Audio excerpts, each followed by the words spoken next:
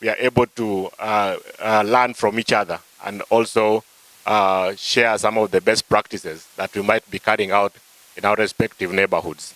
So at that point, we'll give a chance to those who want to speak to talk to us about what they think on the topic of discussion.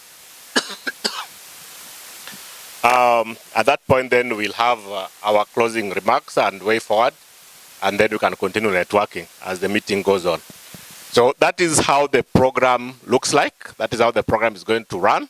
And like I said, this is an interactive session. Tumekuja hapa kusoma, tumekuja hapa to share experiences, na tumekuja hapa to see how best as communities and as community groups we can contribute to the agenda of the city of Kisumu. Because we are stakeholders, the Constitution recognizes us as stakeholders. There is a very elaborate provision on public participation, elaborate provision on community engagement, on the need to structure communities so that they can be effective in the affairs of the county. And by virtue of that recognition, we definitely must also take it upon us to get organized. Because if you are not organized, then hata wale wako kwa serikali hawatatusikiza, because they can't talk to everyone. But if you have structures in place so that they know that they talk to so-and-so, then so-and-so is representing thousands of people. See what is being discussed on that particular platform. But for us who are here, let's make the best use of the time that we have and see how best you can be able to learn from this session. So without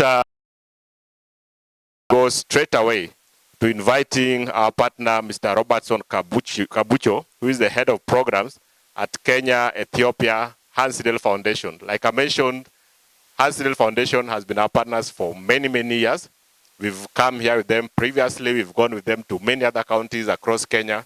And our agenda is simply to make sure that you are empowered as a resident, as a citizen of this country, and you are empowered to be able to be part and parcel of the governance of this country and to contribute to the well-being of our country, of our city, and our neighborhood.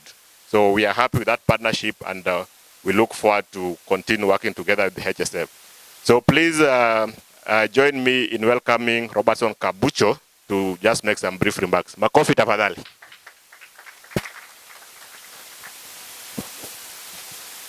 Santeni sana, and thank you, Henry. Good morning, or as they say here, it's Oyaure.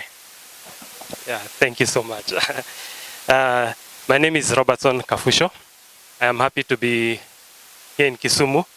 I'm a regular visitor to Kisumu County, also courtesy of our work that we also do with one of our partners. And I'm happy to see my friend Cardinal Komenya, who is coordinator of one of our partner organizations, the Ecumenical Center for Justice and Peace, that we do some work together here in Kisumu as well. I work with the Hans Sidel Foundation, this organization. It is a German political foundation. Our work in Kenya through partners such as CARA and other civil society organizations, as I've mentioned, like ECJP, and also partners in government. We focus on the areas of democracy and good governance, youth and gender, and climate change adaptation. Our office in Nairobi covers work in Kenya and in Ethiopia. It is my distinct honor and privilege to welcome you all to this gathering that's focused on the critical topic of the role of resident associations and community groups towards strengthening accountability and effective service delivery in Kenya, and importantly also in Kisumu County. In Kenya mainly because our cooperation and with CARA is now on this particular topic in Nairobi and in different other counties to champion the aspect of strengthening accountability and effective service delivery. Over the years, as Henry has mentioned, this partnership with CARA has served to provide a very important platform for dialogue, collaboration, and collective action towards addressing the pressing challenges faced by our communities and gradually advancing the cause of good governance and development in our country.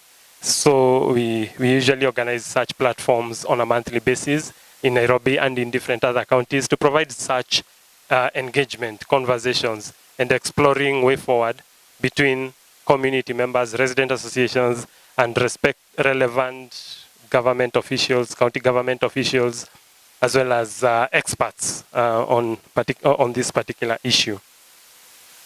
So as we convene today, it is imperative to recognize a pivotal role that resident associations and community groups that perhaps you come from, the role you play in shaping the socio-political and governance landscape in Kenya, limited resources in some cases notwithstanding.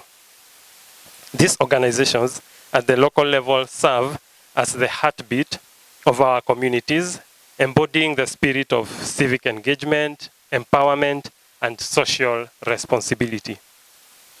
From advocating for better public services to fostering social cohesion when there is tension between communities, and also resilience, resident associations and community groups have served as catalysts for positive change and progress at the local level.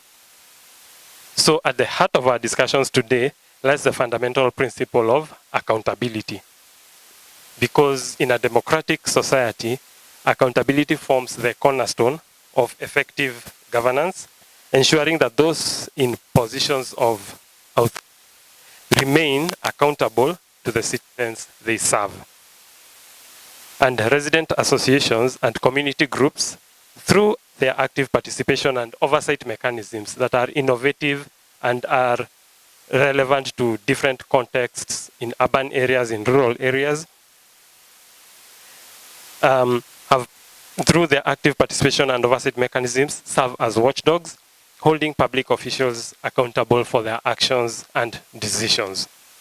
By promoting transparency, integrity, and importantly, ethical conduct,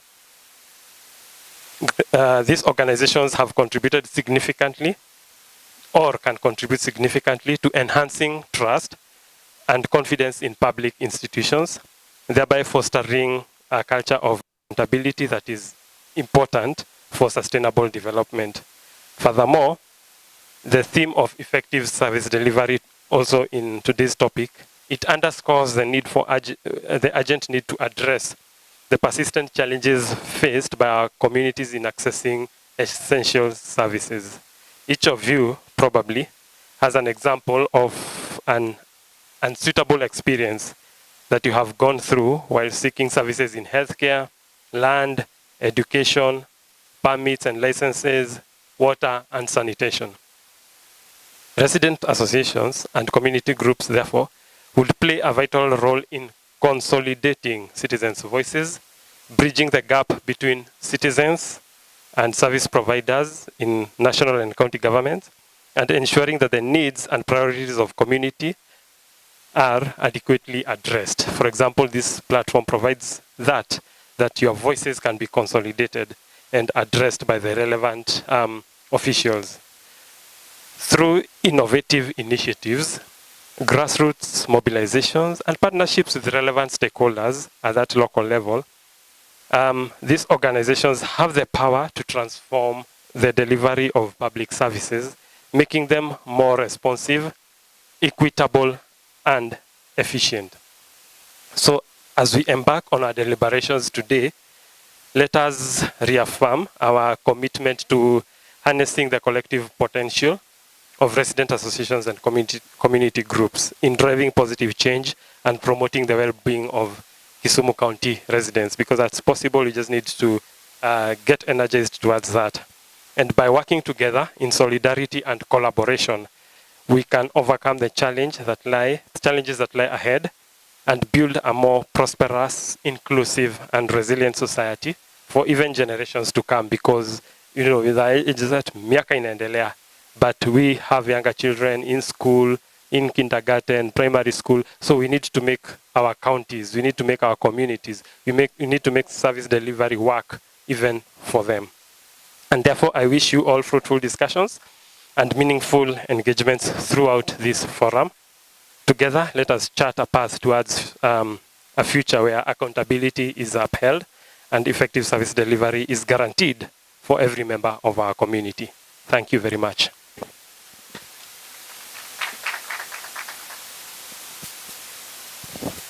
sana. Thank you much, Robertson, for those remarks and just for letting us understand the importance of community groups like the people seated in this room. So with that, ladies and gentlemen, we can now go to the next stage of, or the next phase of the program. And like I said earlier, the topic of discussion today is role of resident associations and community groups towards strengthening accountability and effective service delivery. It's a long sentence, but what it is saying in short, kazi yako ni gani katika governance of this county. That is in summary. That's basically what we are saying. What exactly is your role? How can you contribute to make sure that the county is being governed in the right way? What can you contribute to make sure that you are accessing services and you are part and parcel of the decision making that is taking place in this county? Like I said, we all have a role. We are all stakeholders. By the virtue of the fact that you live in this city, you are an automatic stakeholder. And if you are a stakeholder, inamaanisha, when people are making decisions that are affecting you, you must have a role to play. You must contribute ideas. You must share your views. You must do what you need to do as a responsible citizen to ensure that we are having better services and to ensure that we are actively engaging in processes that are going to affect us in one way or the other. So with that in mind, this is how we are going to go about the next phase. We already have our two speakers here. I talked about them earlier, Robert Owino and Samba Nixon. So they are going to give just what I could call an overall comment, overall overview of the topic of discussion in respect of the work they've done, in respect of how they understand what the role of the communities are. And then after that, I may ask them one or two questions from where I sit. They can respond to that. But then the most important bit will be for us now to engage. So tukikuja, after we've done that, we'll open it up to plenary and you can ask your question. You can share your experiences because I've said it's not just about the question. It's also about sharing your experience and sharing ideas on what you think need to be done. We hope by that time the county person shall have joined us and we can also engage with him on what we are talking about today. So with that then, allow me now to invite Robert Owino. Robert Owino is a director at the Community Initiative Support Services and also the founding director of Africa Higher Education Research Institute, doing a lot of work here in Kisumu and beyond. And of course, he has a fair appreciation of what exactly community can do or how community can work to ensure that we are improving our living standards in our neighborhoods and in our county. So he'll speak to us briefly on the topic of discussion before we invite the next speaker, and then we can have a few questions for them. We proceed in this manner. So without taking much time, ladies and gentlemen, join me in welcoming Robert Owino to speak to us. Makofi tafadhali.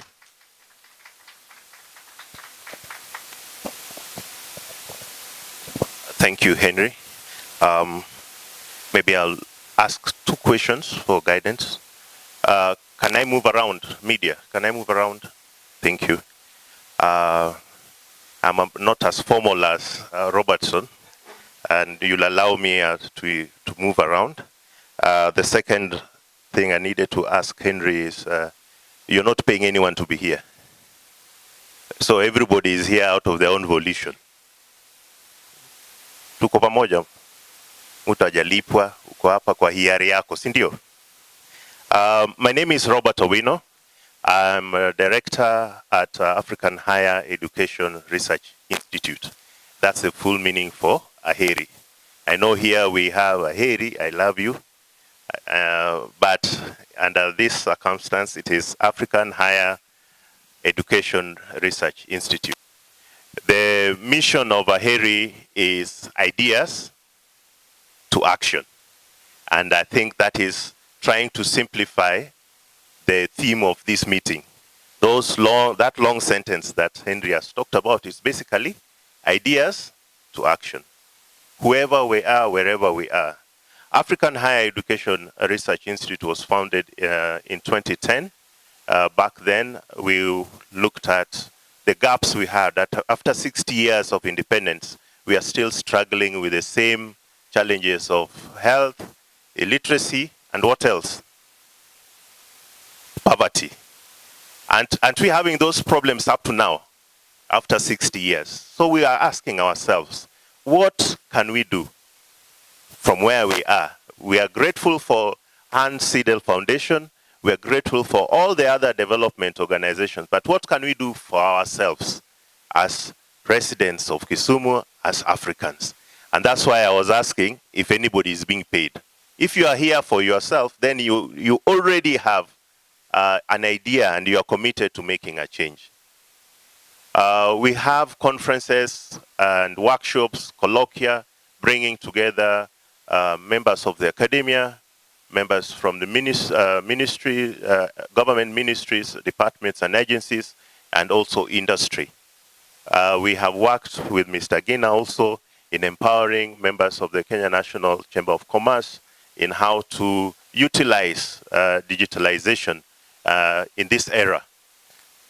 We have also worked with a number of institutions around, and it gives us great pleasure. It gives him great pleasure to be given this opportunity and privilege to speak to us on how, as residents associations, we'll be able to contribute to accountability. Now, I will give a background which will inform what I want to say. I don't know if it's audible. There are now, maybe you said this. The policies that exist that support the Residents Association to contribute to accountability are based on 3 areas. One, the country, our country, Kenya, has been classified as a mid-income level economy. That means we have sufficient income, we have sufficient resources. The challenge we have is how to manage those resources.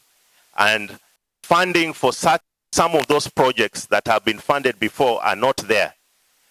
I wish that the county government will be here, because the next policy consideration or a reality that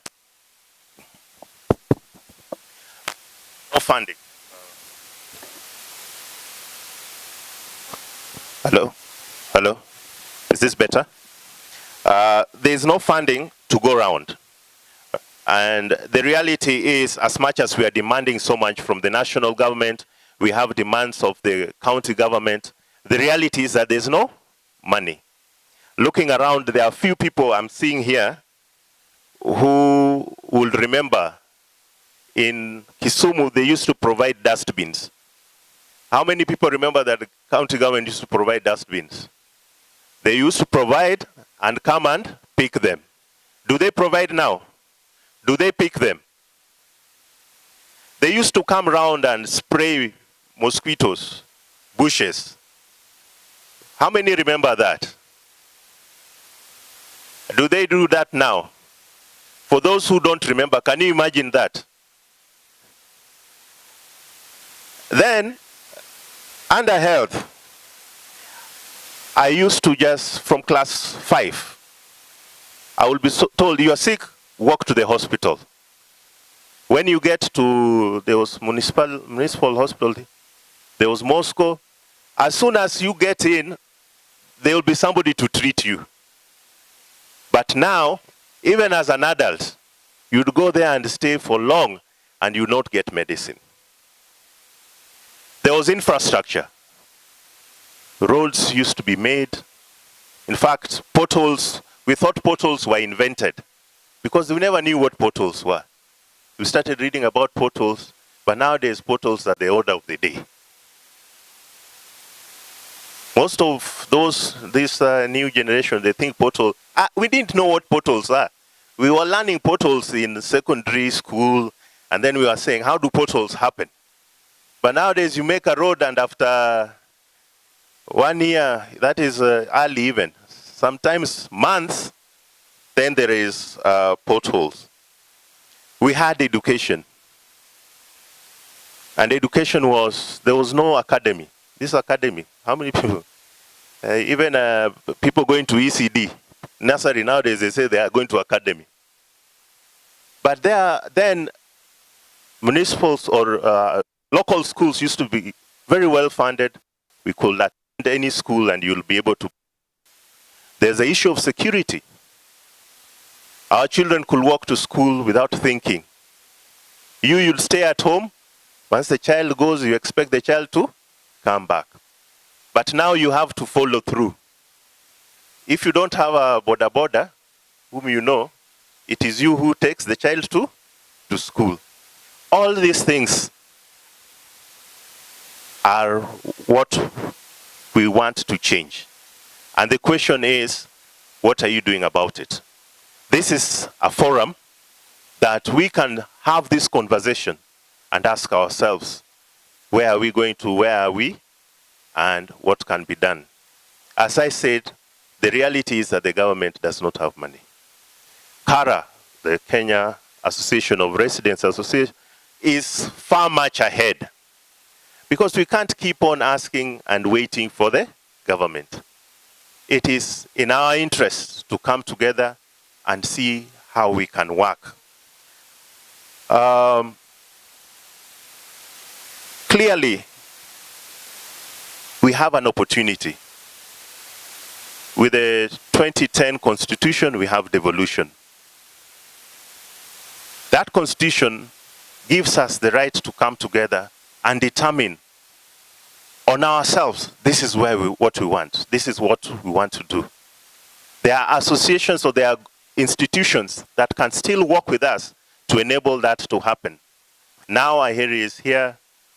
We have KARA is here. The county government is not here, but each of us represents spaces and institutions where you can influence to make this change. We are looking at technology. How do we leverage on technology? For example, for security, in town here, we have the concept of nyumba kumi. I know all of you, wherever you stay, you have an idea of who are the bad people. Is that so? Have you reported them? Why have you not reported? You fear. They will come for you. But if you went to your phone and you could inform the police anonymously, the police will get an information and say that Robert has been behaving in a manner likely to disturb the peace. They will come and show me people what wanasema ni hivi. Who will betray? They don't know you. Through technology, they won't act. But what if they were here and we say this is what we want to do? This is the system that we are adopting. They will accept? Then what will happen? No, you cannot say nothing. You are here. As a people, there's always a first step. We have taken the first step. Then the next step, if they don't do, we will think of the next step. We'll also come here and say, Father, pray for us for protection. Then we go and face them. Sindio? But the issue is technology can do a lot of help. We have the issue of health. All of us were affected by COVID. Sometimes it was so bad, I went round and collected about 2 of my friends' households who are living in far places, but the man was sick, the mama was sick, nobody could help them, and people were afraid. But if you had an effective health management system, and I believe the county is doing a lot on primary health, where we can say this is where the health problem is. In this particular estate, we have this number of cases. How can we get medication? You've gone to health centers and they tell you, "Yo dawa hakuna." About 2 years ago, 3 years ago, there was a shortage of rabies vaccine in the country. Why was that? Because they will keep vaccine and there was no rabies. But it wasn't that it wasn't there. The reporting was not done properly. So we need to leverage on information system. Digitalization. You have an issue of a bad road or water, a pipe has broken. You don't go to report because it will take you how many hours? And you're not sure if they will even come. But if it can be done at the comfort of your home, by the time you're walking, you just send a message, this and this is happening. Let us not wait for what will happen. What is our part? Vile tunaenda kanisa, tunatoa sadaka na fungu la 10. Do you now think of what they're going to do with it? That is between them and God. If somebody comes and says, "Help me," do you want to give them money and then ask them, "What are you going to do with it?" You've done your part. So that is the part that we want us to take. And I would like to encourage us, even as we go through the discussion, what is our part? What are you doing? And if we are together, if we continue this conversation, and thanks Henry, you say this is a continuous conversation. I wait to hear what our members are going to say, but more importantly, the action points. That after this, let us at least come up with 1 or 2 action points. That next time, we are not coming to talk. The starting point will be, we said this and this needs to be done. So those 2 or 3 action points is what I'm going to sit and wait for. Thank you very much.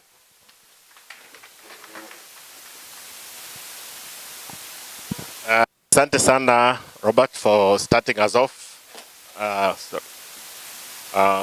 and for the very useful presentation. And yes, vile amesema, we'll agree on action points, what needs to be done, and how to follow through on that. And that's why I said at the beginning, we are here to share, to ask questions, but also to share your experiences and share your ideas on what is it that we can be able to do to ensure that we are making an improvement in our county. Yeah, so having heard from Robert on his presentation, I think he's touched on a number of areas. And I like the fact that he was touching on issues of technology and how we can be able to use that to improve our involvement in the county affairs. So we are going to go to the next presenter. And our next presenter, I'm sure is known to some of you, but he'll introduce himself when he comes and what he does in Kisumu. So Samba Nixon Otieno Omumbo is board chair and CEO of City of Kisumu Urban Areas Association. So atatuambia ile kazi wanafanya and also just speak to us on the presentation. So mkaribishe Samba tafadhali.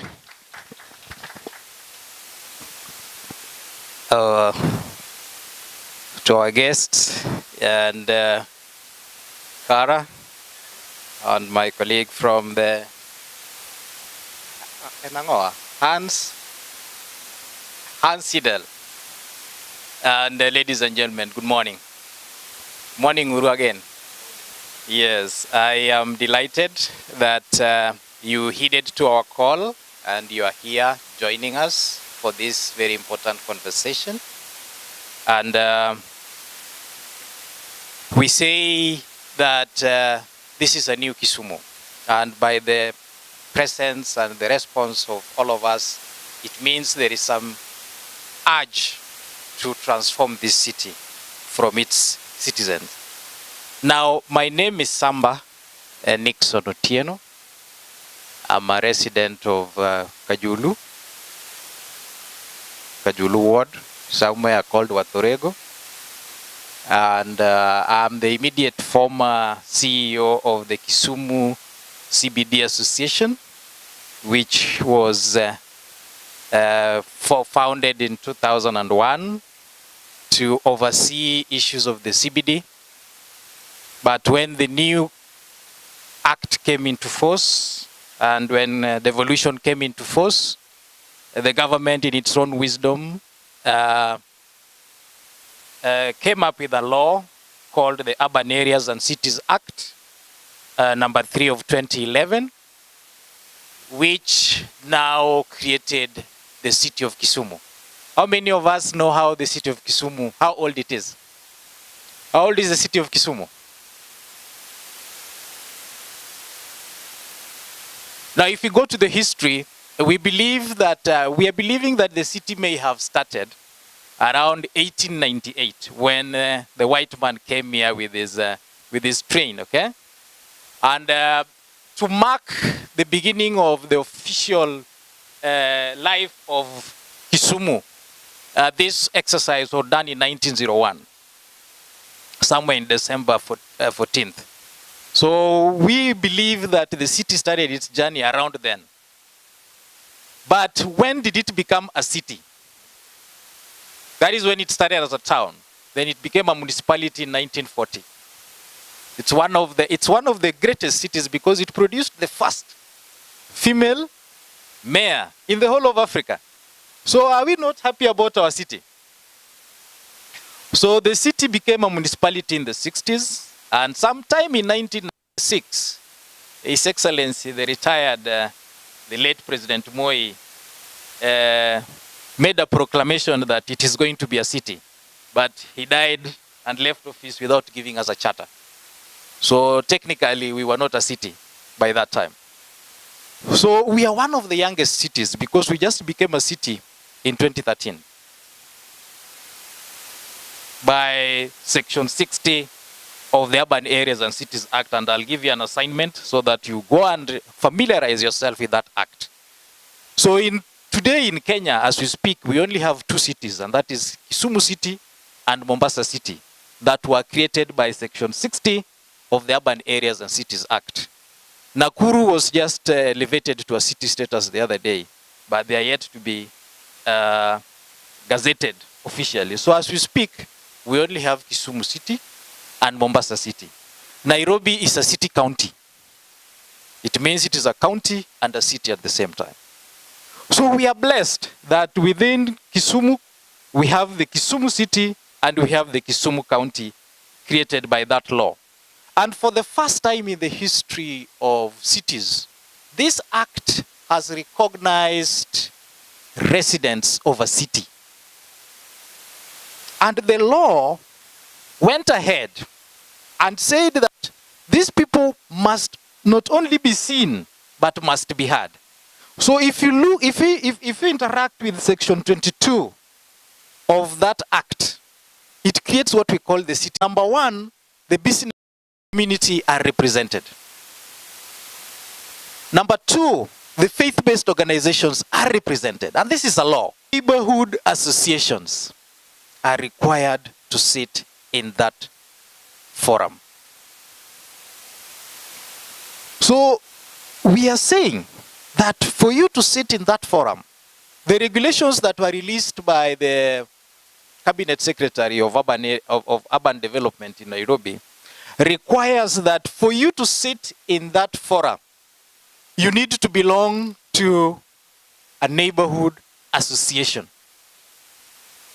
And the law requires that the neighborhood association must be accredited by the city board.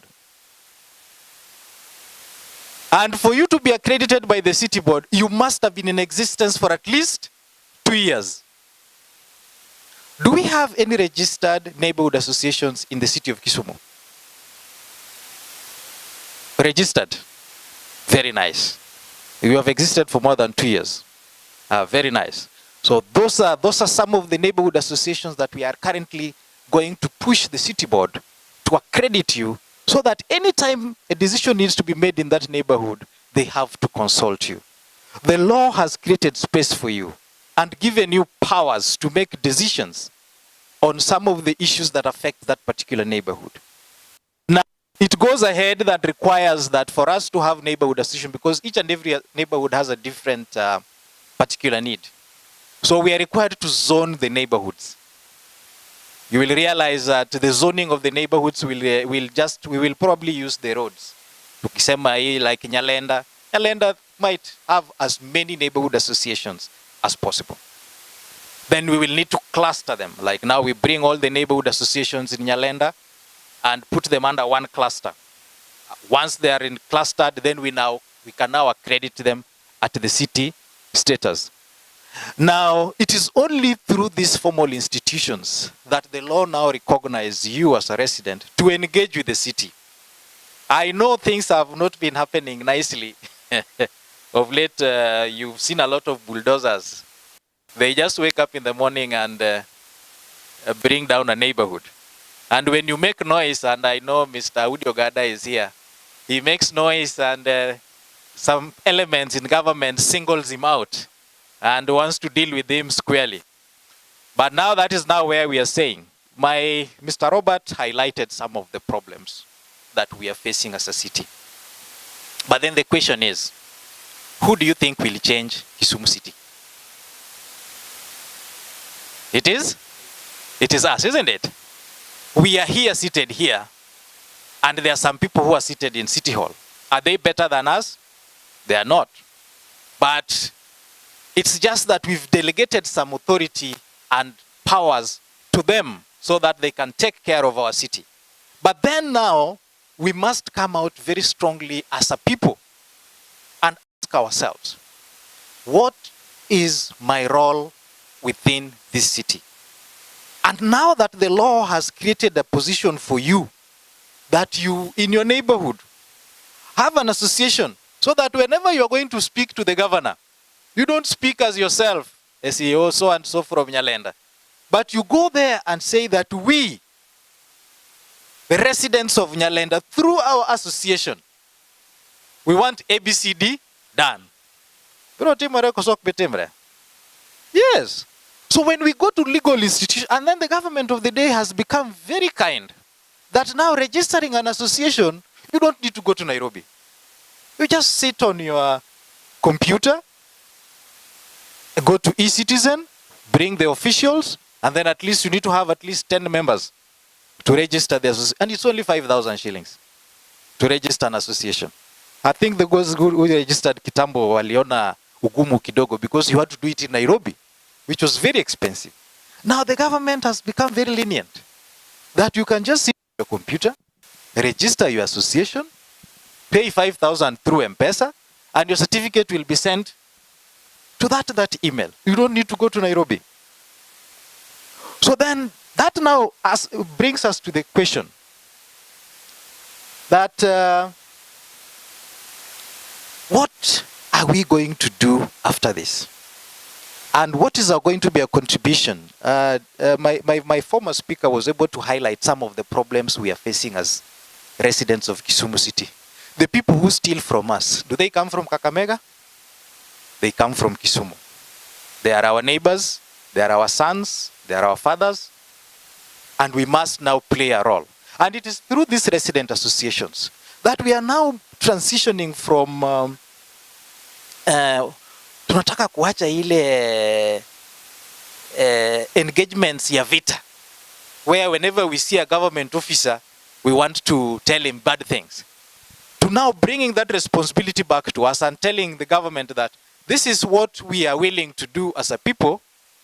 What is your contribution? We want to build a relationship between us and the government so that we can make our city a better place. And that responsibility has been bestowed upon us. The law has given us the forum through which we can execute that. Because the other day when I went to ask Bala Wanga and told him, I want you to accredit, I want you to recognize the neighborhood. It will give me the list of all the neighborhood associations. And I realized there was none.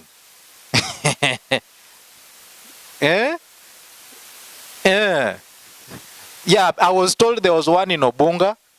but they have gone dormant. Very active.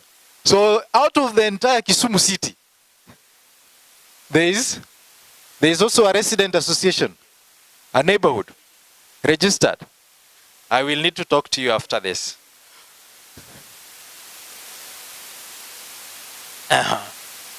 So then it means we have already started making that step. So what is important for us is for us to now assign responsibilities of these associations and have them accredited by the city board. And the procedure for accreditation has been provided for in the regulations that were released by the cabinet secretary in the urban development. Now, I know as a city we are facing a few challenges. Number one of them is we still do not know where the boundaries of the city start and where it ends. And that is why you remember the other day when the city manager said, do not bury the dead in some areas. People questioned him and told him, where does the city start and where does it end? Like now where I come from, Watorego, we are a completely village. Eh? And we asked him, do you have any document that shows that I'm part of the city? Then we realized there is none. So we are going through a transformational journey, and we are hoping that in the fullness of time, we will be able to achieve a true status that the city is. Now, you will be surprised to realize that Kisumu city has been classified as one of the fastest growing intermediary cities in Africa. And within the Lake region, it's the second most important city after Kampala. And you can see that currently now we are trying to revive the trade between Kisumu and the rest of East and Central Africa. Therefore, we are positioned so well to create wealth for ourselves as a residents, but we can only take these opportunities when we have very strong, powerful associations. If you are a member of a business community, if you are a business person, please ensure you join a business association so that whenever you articulate your issues, you don't articulate it as yourself, but you articulate it through the associations. I'm glad that Bwana Israel Agila is here, who is representing the Chamber of Commerce. If you're a business person, please ensure that you're a member of the Chamber of Commerce. In your neighborhood, once we have done the zonings, make sure that you actively participate in the neighborhood association. Now, I mentioned that I'm the board chair of the City of Kisumu Urban Areas. This is an association that was founded in 2016, so we've been in existence since 2016. And our main mission is our main role is to provide oversight on the management of the city from a resident perspective. But we are there strongly to complement the efforts of the government of the day for the promotion of this city to be the best investment destination for any visitor, for any worker, and for the residents. So the membership into the association is not through individuals, but it is through registered bodies. And that is why you'll realize that any association that exists within the city can always have membership within the City of Kisumu Urban Areas Association. I know my final plea would be that the city is going through a change, and you will agree with me that sometimes they are losers and they are gainers, isn't it? Do we all agree that the decision to move Oile Market was a good one? Was it a good one? It was not by then. Kuna watu waliumia hiyo wakati, si ndio? Na watu walilia. I remember we went to the streets to protest that. But today, what are we saying? We are now looking at that and we are seeing that our city is gaining shape. So as that journey to transform our city into a city takes shape, some of us are going to be hurt. But in the long run, most of us will be smiling. Just like the journey one goes through while giving birth, isn't it? It's a very painful process. But as soon as Jamaka mechomoka, everybody smiles, isn't it? So we must join that journey to transform the city. But what we are also requesting the people in authority, let us do it with some level of humanity, isn't it? Yes, hii mambo ya kuamka saa 9 usiku na bulldozer, it means you are doing a wrong thing, isn't it? But if we come and we sit down and we agree and say that enyewe, we need people to move from that area, then we are even the first people to tell the governor, please bring the bulldozer now, we flatten this place. But hii mambo ya kuamka usiku na ku flatten our areas, it means somebody is doing a wrong thing. And the only way we can tackle them is by having legal bodies that can deal with them. Because if I go there as Samba, they'll be able to single me out and threaten my life at the end of the day, isn't it? But if we go there as associations, then you tell the governor, now deal with the association. You're not dealing with Samba. You're dealing with the association of residents in Nyalenda or in Obunga. Then some wangteko necha the dog page matin. Okay? So ladies and gentlemen, allow me to end there for now. But my final call is that the law is now protecting you. It is upon you now to bring yourself to the threshold where the law can now interact with you. And so that we can start the journey towards making our city a better place to live. Thank you very much, ladies and gentlemen.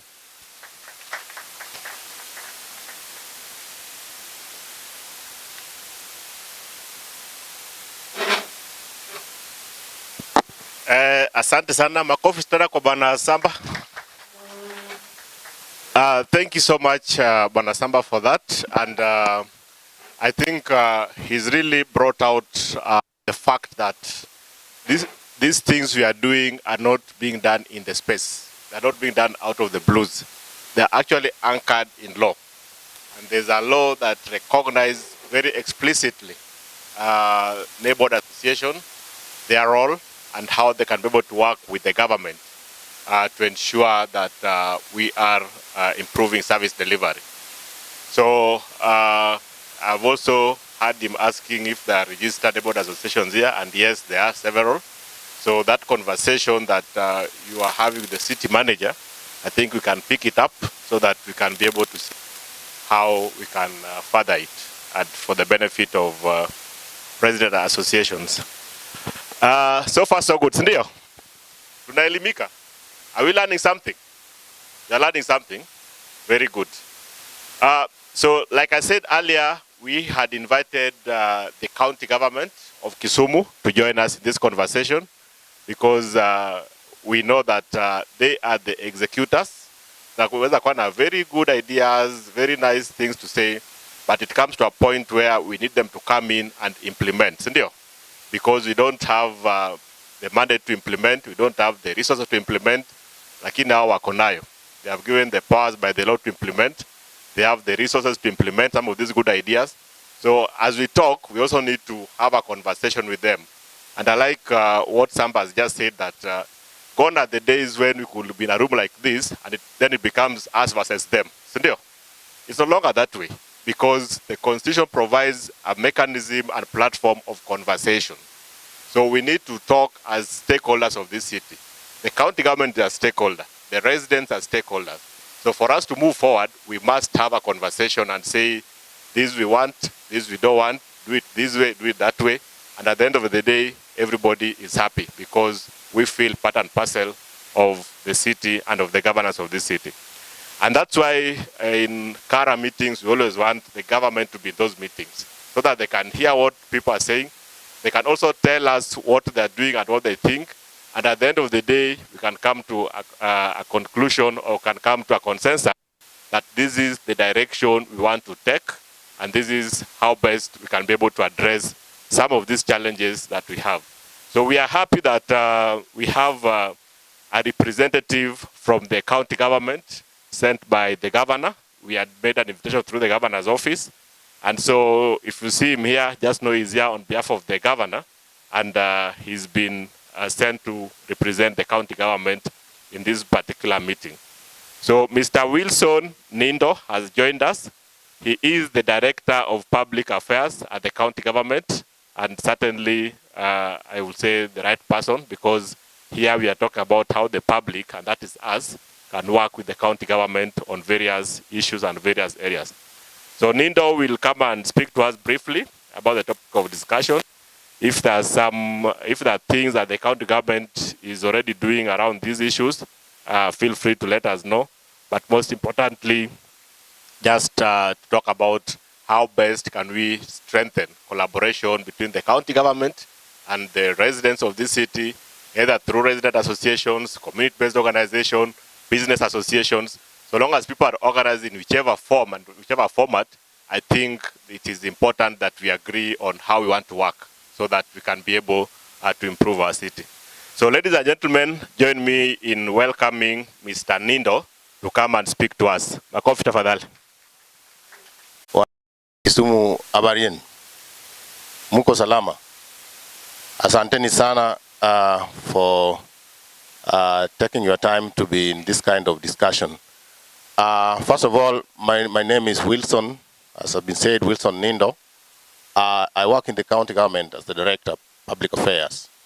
Public Affairs used to be titled Public Participation, but after some restructuring of the executive in the 2023, this title was changed to Public Affairs. And Public Affairs includes matters engagement with stakeholders, citizen participation, and civic education. Those are areas that I coordinate as a director. I work in the Department of Public Service, County Administration, and Participatory Development in the Office of the Governor.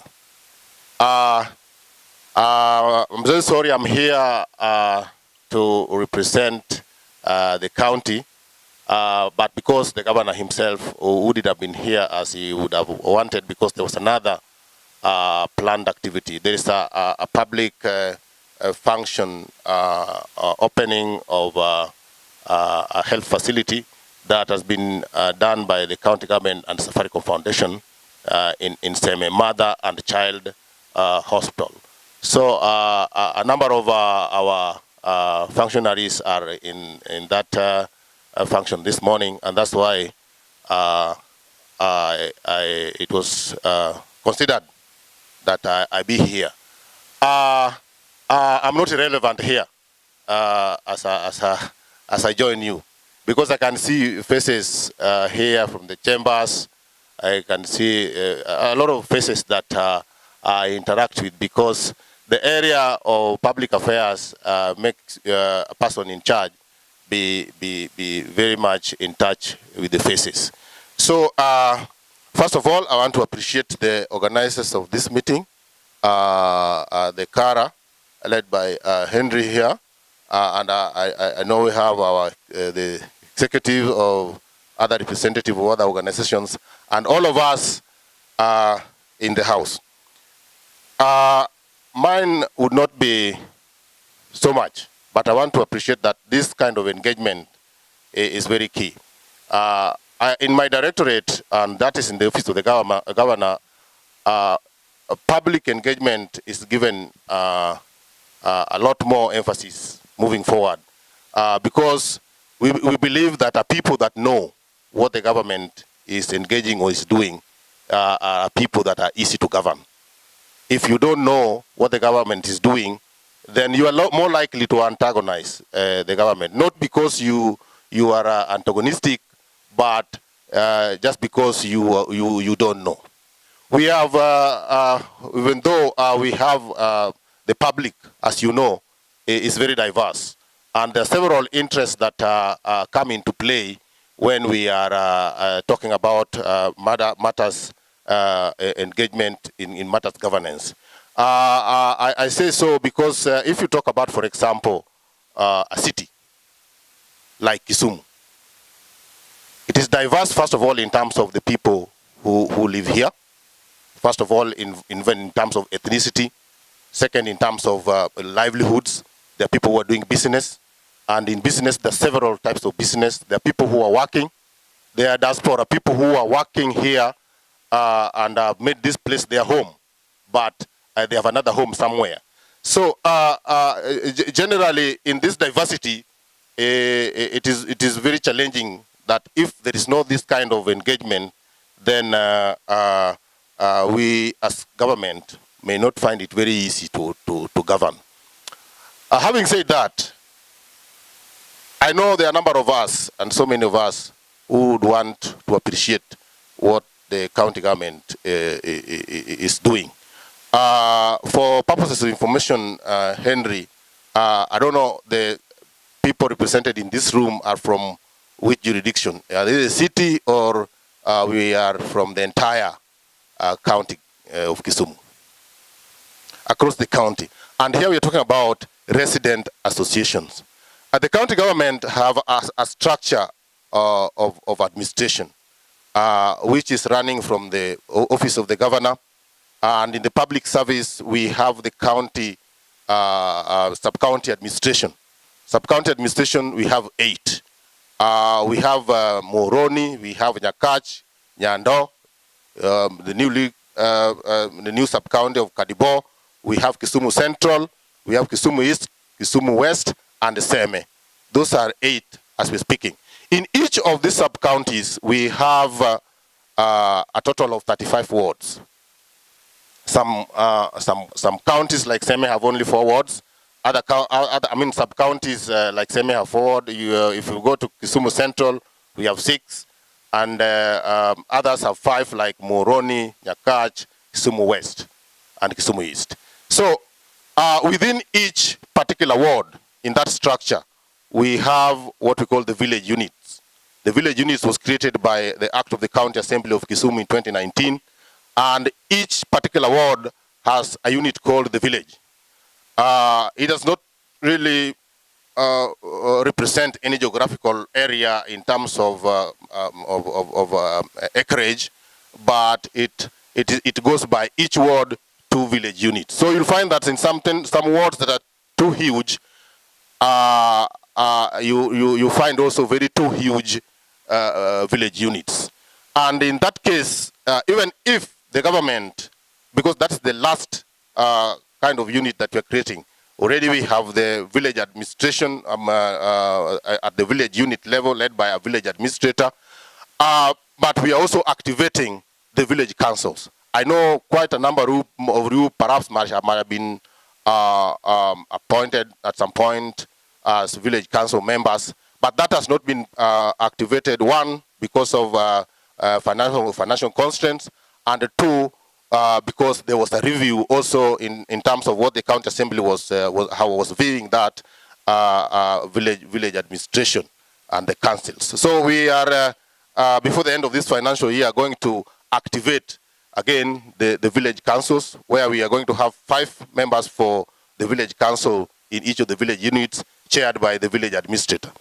Having said that, you can see that within that kind of prism, there must be gaps.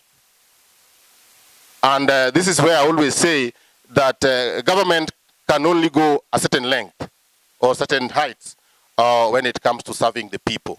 There are things that the government may want to do, but sometimes they remain wishes because of the huge nature of the responsibilities. And in my directorate, one of the things that we do is ensure that we engage the non-state actors in supporting some of these programs. And that's why here I have an opportunity to talk to people and say a few things and display or explain the structure of government, because Kara have already put you together here. And the non-state actors actually would always fill some gaps where the government is not able to achieve. Therefore, when I say non-state actors here, I mean the non-governmental organizations, the civil society organizations, both local and national. We also have the business community, the private sector. All this, we try to make them come into these discussions so that we can together complement. And from the foregoing discussion, we have reached a level these days where we speak to each other, not at each other. Because at least when you are speaking, you have an opportunity as government to explain why you did not do what you are supposed to do. So, but if you're not given an opportunity, like for example, there used to be a time when you could not put such a kofia of government because ndio hawa, yeah, ndio hawa. So, if it is ndio hawa, do you think you have a chance of explaining anything? Yeah. So, sometimes when I leave this office, I will sit somewhere there, and I know some of you there have been in government, and they can still sit and discuss matters government. Meaning, when you're talking about development, development is not something that is static. Development will never end. Because if development ends, I think it will end after we have all decided we are not reproducing and we are not eating. So, and then it's just sitting at home. Perhaps we will not be bothered about development. But so long as we are talking services, we will always find that services must continuously either be maintained or be improved. And that's why government exists through our votes. We surrender our authority to an entity called government to offer those services. And when that the power of the people is given to an entity called government, then government must take responsibility. In Kisumu County, therefore, there are a number of things that the county government is doing, and some of them may not be very popular, based on sometimes just approaches, not because what is being proposed or done is wrong.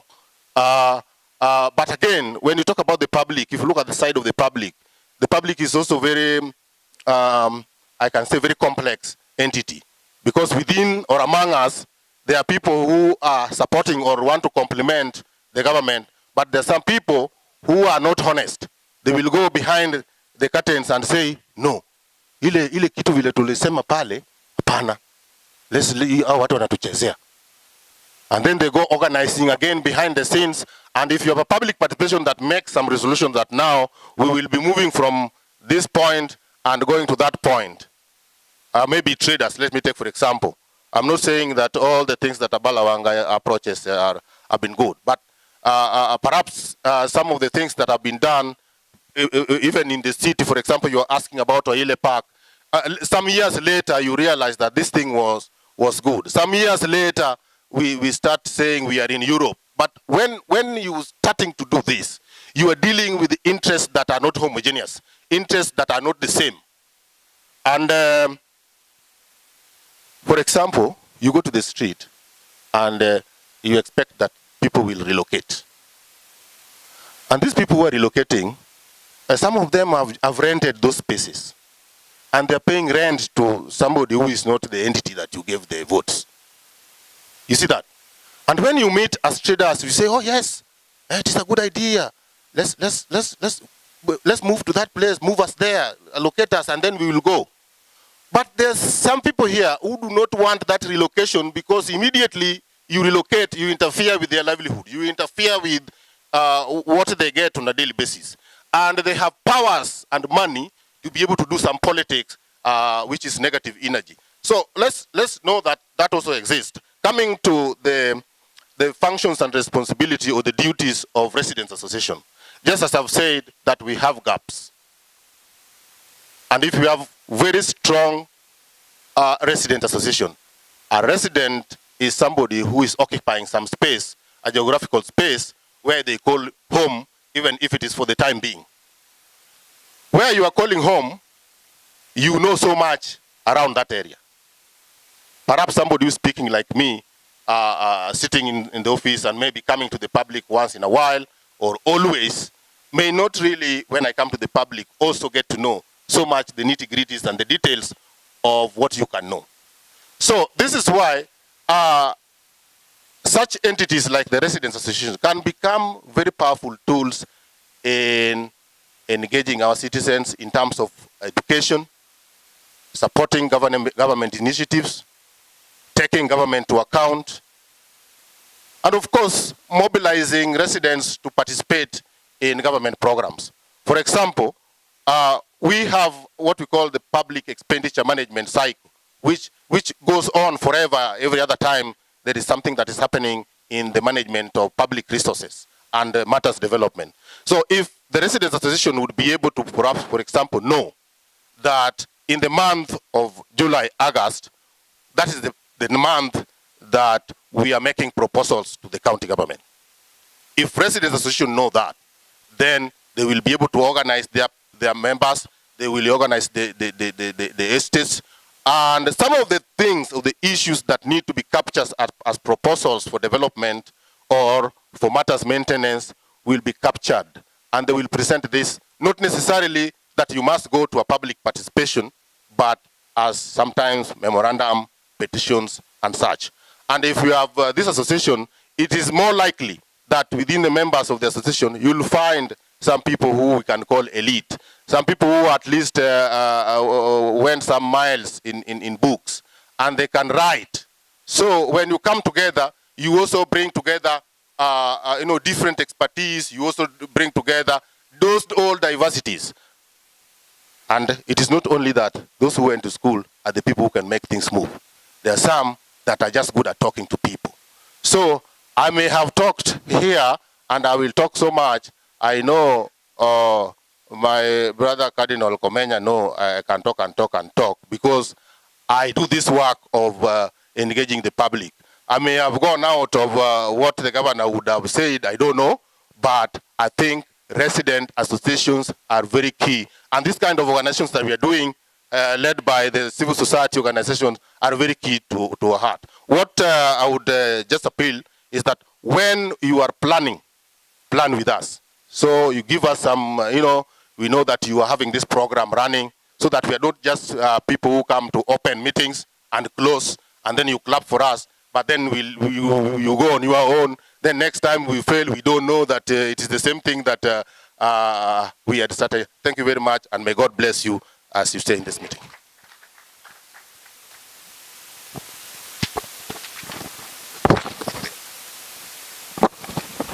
Asante sana Bwana Director for those remarks, and for confirming that we are in an era where we talk with each other, not at each other, and we jointly look for solutions. And I think that's the spirit of even this meeting here this morning. So ladies and gentlemen, you've heard from our speakers, you've heard their take on the subject of discussion today.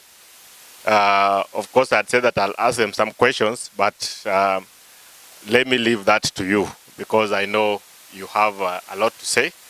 So maybe we'll come towards the end. So with that, I want to write from each other. So I'm going to pass the mic around. Somebody can help with the mic. No, it's okay. That man will help. So I'm going to pass the mic around. So if you have a question, please make it brief and to the point. Ndio watu wengine pia wapate chance ya kuongea. So if you have a question, just ask the question. If you want a specific person to respond to it, mention the person you want to respond to the question. If you have a comment to make, also make it brief. So basically, I'm sure in 1 minute, you are able to say what you want to say. Kama ni swali, you're able to ask the question. If it's a comment, you're able to make the comment. So let's make it brief and allow as many of us as possible to be able to participate in this meeting. Tumesikizana? Okay, we'll start with this side, this row. So can I see anybody who has a question or a comment on this row?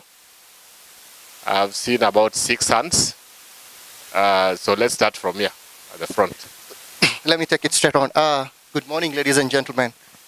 Mine has been... And you also introduce yourself, just your name. If you're coming from a particular organization or resident association, just mention that also. Good. My name is Joseph. I'm coming from Blimani.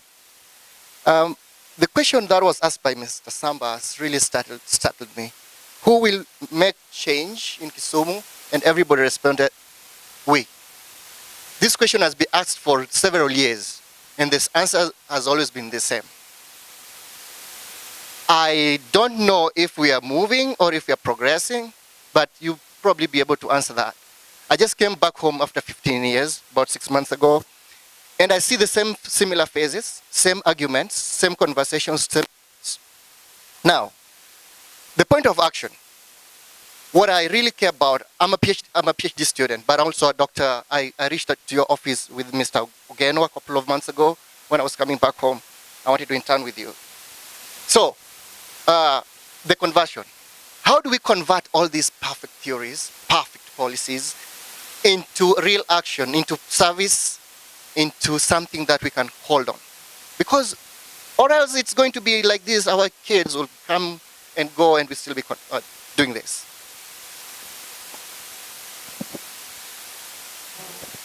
Good morning, ladies and gentlemen.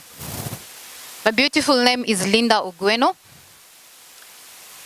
Today I represent Migosi Residents Association, and I hope Migosi people are here. Apart from that, I also wear political hats. My first question would go to you, Henry. I'd want to know if you are to register a residents association, is there any support that can come from CARA, and maybe by extension your partners, Hensedel Foundation, in the registration process? The last time I was in this forum, what we have done since then is we have had a WhatsApp group called Migosi Residents Association, where we do share opportunities.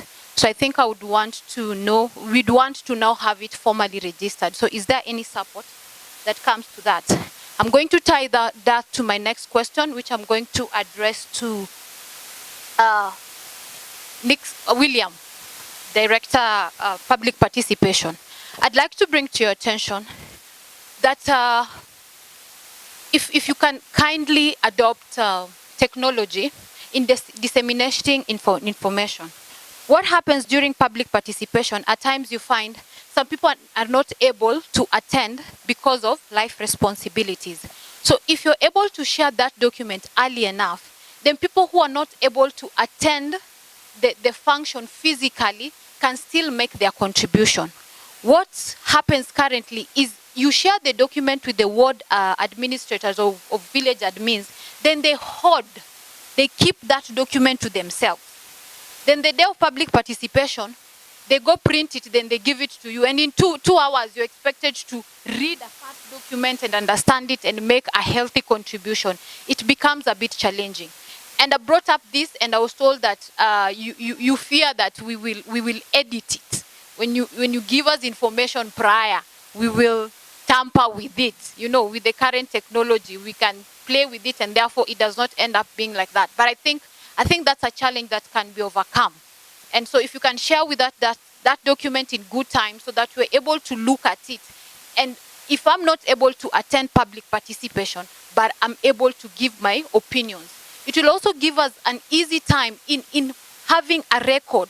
Because what happens if person X goes to public participation A, then person Y goes to the next one, then there is no flow of information. Person Y does not even have a clue what was discussed in the first public participation. So by the time our opinions are reaching the county assembly, then they're not our opinions. They are opinions that are disjointed. The flow is not there. So that would help with that. My third question would be to Kabusho. I hope I got it right. As a partner, I would want to, you know, I've seen in the panelists and I've looked at your website and I've seen gender is one of the things that your organization really supports. And I would want to bring to your attention, I think it's very obvious that there's no woman in this panel. So I don't know if it's us women who are not qualified or what happened. I would, as a gender champion, I would want to, that is close to my heart, and I would want to bring it to your attention. Lastly, I'm thirsty. And if the budget can allow you to drink some water, can I please drink some water? I was one of the first people in this meeting and I'm a bit thirsty. Can I please have some water? Thank you so much for that. I think I'll answer some of those questions. It's not for Robertson. I think that's in 2005. So we are duly registered. My question goes to Wilson. The first part has been my sister. The second one comes to the issue of public participation time frame. Wilson, you can bear with me. What happened in Kosao some times back, when your people came at around 1 and they wanted the program to go on, and people refused. What are you doing as the head of that department to correct that such issues? 2 goes to Mr. Robert and Mr. Mumbo. You have said it was formed in 2010. City Urban was started in 2001. As you know, and also know that most of the people live in informal settlement, over 60%. What are you doing to reach this bigger constituency?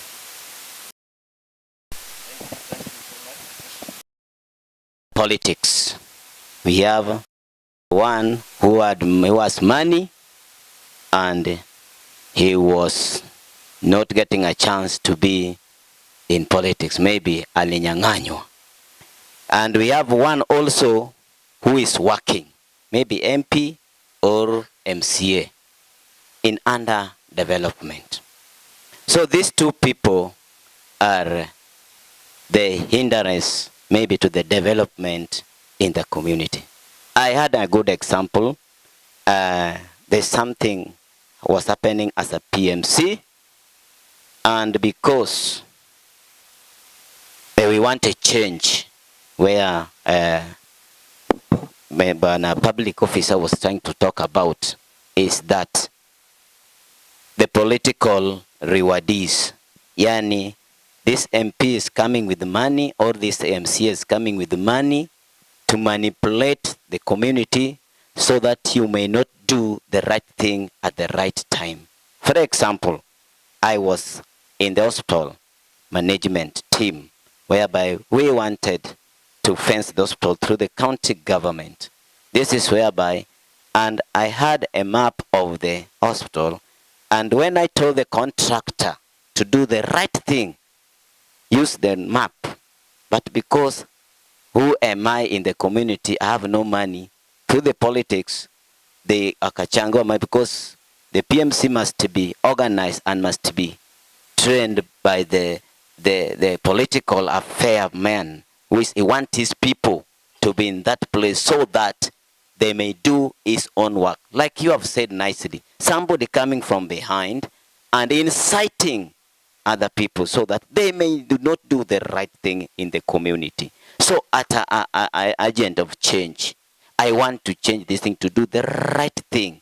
But because of political affairs, and also somebody who remained, who didn't make opportunity in the name of Omaya, came also with these people saying that you are doing a wrong thing because it facilitates the community. So in this matter, my brother, as agent of change, what can I do?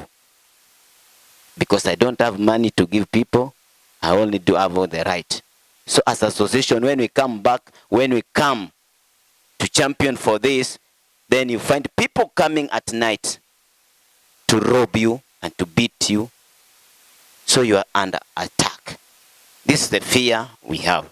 So you'll have to help me there.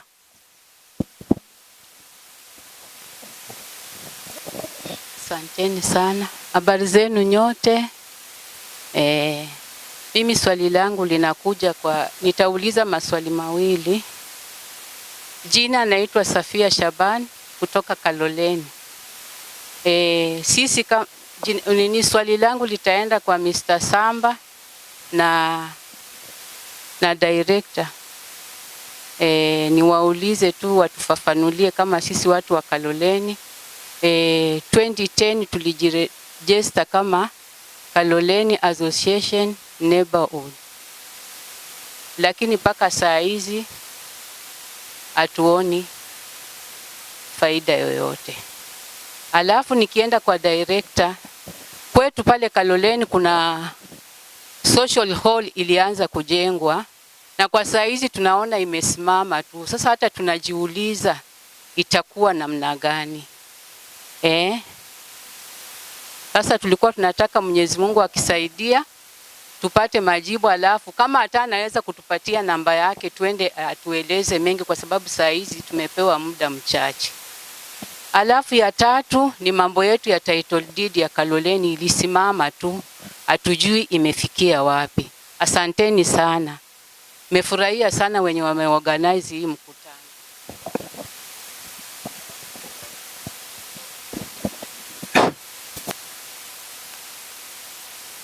Asanteni sana. Kwa majina ni Cardinal Elias Komenya. I'm working with the Ecumenical Center for Justice and Peace as county coordinator. But I have a request for our people. First, tumekubaliana tuanze na sisi. Lakini if our presenters not apply the law of this nation, how we can implement what we want. Kwanza ni hii. Nyinyi nasungumuza Kiingereza, but Kiingereza is option 2 as the Constitution of Kenya. If you read at national language of the Republic of Kenya is Kiswahili. If you read the 7.2 said the official Republic of Kenya are Kiswahili and Kiingereza. Kiingereza is option 2. And if you read the 7.3 said the state shall promote and protect diversity of languages of the Republic of Kenya. And we come here for civic education. And our representatives continue with Kiingereza. How do you know? Hawa wanaelewa yote. That is mine. 2, we as ECJP, we come up with 2 type categories of civic education. First, usiseme ati governor or government ako na makosa kabla hujamwambia yeye. And that is why we come up with civic engagement and civic education to engage other peoples to the process.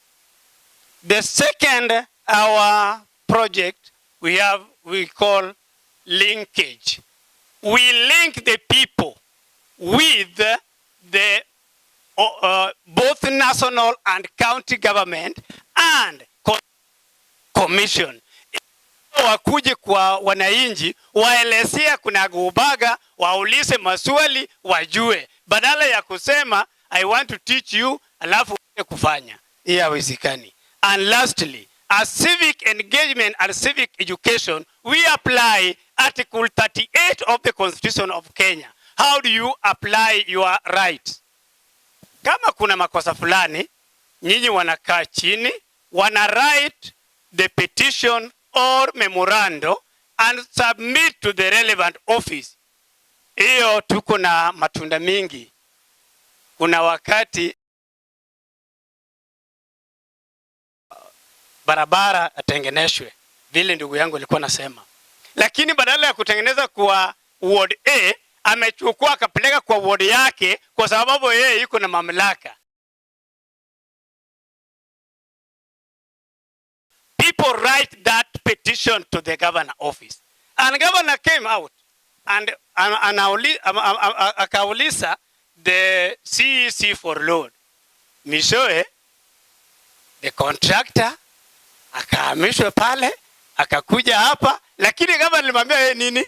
Hiyo ni sadaka yako na hiyo watu, kwa sababu our advertisement ilikuwa kwa hii ward. Kwa nini ulienda pale? Kwa hivyo, to educate our people to know their right and how they can participate in the government project. Lastly, thank you my brothers and sisters.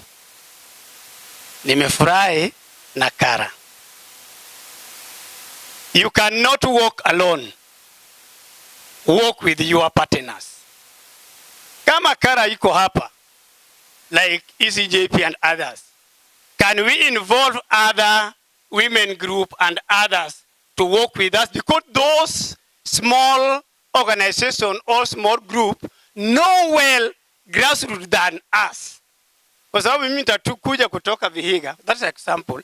Lakini kujua vile hapa Kandege iko yule ambao nakaa huko. Asanteni sana na pole sana kukosea nyinyi. Tafadhali tuzungumze lugha yetu ya national language.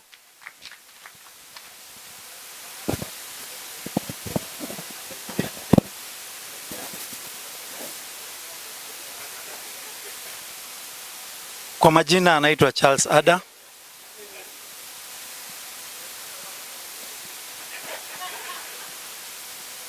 Jina naitwa Charles Sada. Kwanza nitasema ni asante. Mimi siku hizi huwa sipendi kuja katika mikutano ama hafla aina hizi kwa sababu yale ambayo tunasema huwa ya kitu. Vyangu ambaye amesema anapata mambo yale ambayo tunayaongea. Ni kwa sababu gani? Nafurahia niliposikia mkisema wale ambao huwa wanajaribu kutoa sauti kama audio garden, nimesikia mkisema huwa wanapigwa, wanakuwa insulted. What do you do? Mlisema who will bring change? Nani watafanya mambo yabadilike? Tukasema ni sisi. Lakini sisi ndio wale ambao wakati wenzetu wana raise sauti kulalamika, tunakuja kutumiwa kuwapiga wale ambao wana raise sauti. Ni kweli ama ni rongo? Kwa hivyo we will remain lamenting and doing all this over the years.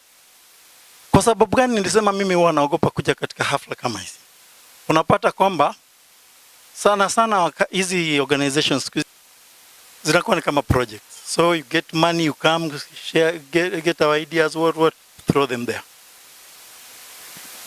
Mnaongea kuhusu ile. I was the chair of ile. Hizi ni nzuri because there are trees there, isn't it? Hapo ile kulikuwa katika hiyo ubaya ambayo mnaona kuna professors now ambao mama zao walikuwa nauza pale wakapata pesa ambao hawangeza kupata. Have you ever sat, have you ever thought and even asked yourself, where are those people who are, ile? Ilisikia representative zinaniambia ukweli. Why you will remain the same. Katika zile ofisi tunachagua governor, wanaandika watu, then inakuwa ati watu wanataka kuwa relocated.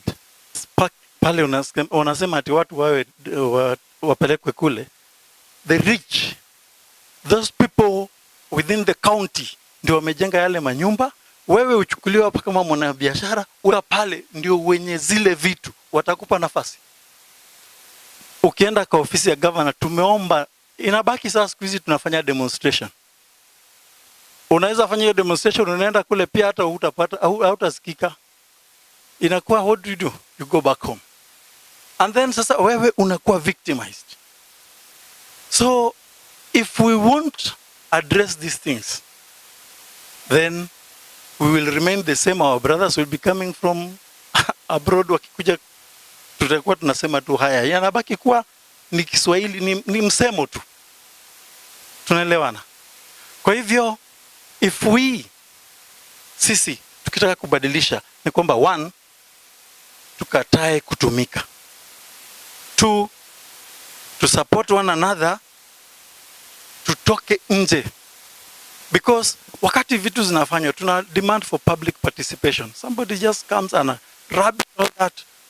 Alafu akienda huko, mnaanza, ukiwa utaanza kuraise maswali, here in Kisumu you will be termed, utakuwa branded UDA. Ili usipewe ama usisikizwe. So when we are going to address that, I'm telling you, because those women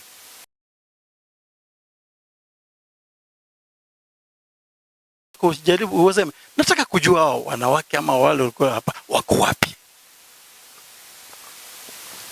Wengi walikufa na wale ambao wako. Ingia Jubilee. Is that how we want our people to be? Is that?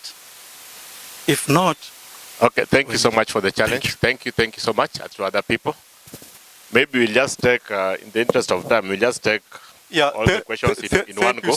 Thank you so very much, Bwana Chairman. Kwa majina mimi naitwa Ezra Kaoya, a retired civil servant. I've stayed in Kisumu for the last 40 years, and now the villager and all that, we are even well known with the governor. I would like to applaud what he said, but for now, I would like to very brief, because I'm going for another meeting immediately after this. I want to call a spade a spade. I'm repeating, I want to call a spade a spade. The Kisumu setup, I've been hearing people clapping and doing all that. I've been in Kisumu for all these years. And for real, there has been a change. When you talk of the status of a city, expect the odds and the buts. I worked in Nairobi. Things that happen in Nairobi, Mombasa and all that, yes, you will go extra mile. Mr. Samba, you talked about it. We'll have to suffer at the end of the day, but there must be a change. Oil, yes, I agree with you, my friend, but there must be a change for anything. For Kisumu to be what it is, if you look at the structure of Kisumu, the setup was somehow messed up with those who developed it. It was messed up with. Right now we are crying, and we are the same people who are built on drainage. Let's call a spade a spade. And when you are removed there, you complain, oh, Abala E, Abala Z. I have to speak it. I have been a PMC in most of my, by the way, the village where I come from, I've been representing them in such forum. Interestingly, one person said here that we need to talk with men and women on the ground. And therefore, I'm representing them on the ground as the village elder. What is it that we should do to improve this city, starting from the village, which is in Nubian, for example, where I stand for? We have, and it has not been mentioned there, and I would like it to be embraced, social cohesion among family members. You cannot talk of developing this town when we have so many divorcees, we have families breaking. Families breaking, and we talk of the, are you getting my point? When families are breaking, we have widows and widowers who are not catered for. Oh, yes, of course. Women leaving their husbands to suffer, and then they come here to say, yeah, at the expense of their children. How can this be addressed? The family fabric of the society is weak.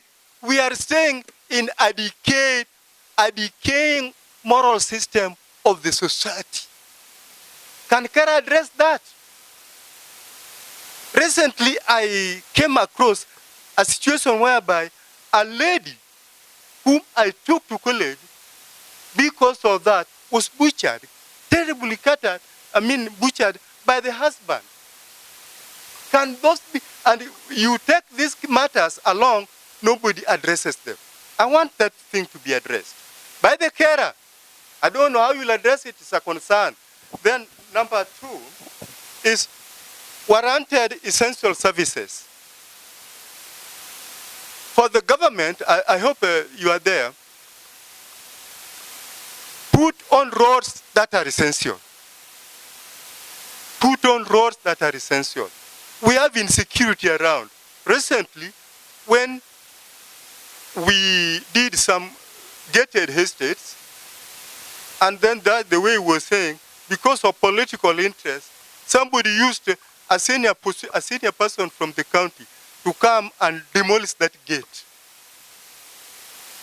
by using Mr. Balamanga's name, which was not true. And the gate was completely destroyed up to now because of personal interest.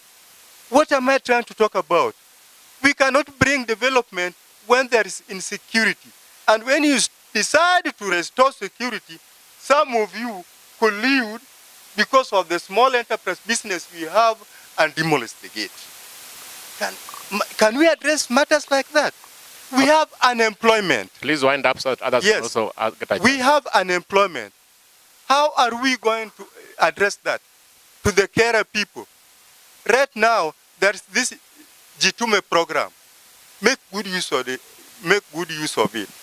Then, okay, thank you. The last one is service delivery. Then my last point is, Wajaluo anasema ngamofuo chimbga mariek.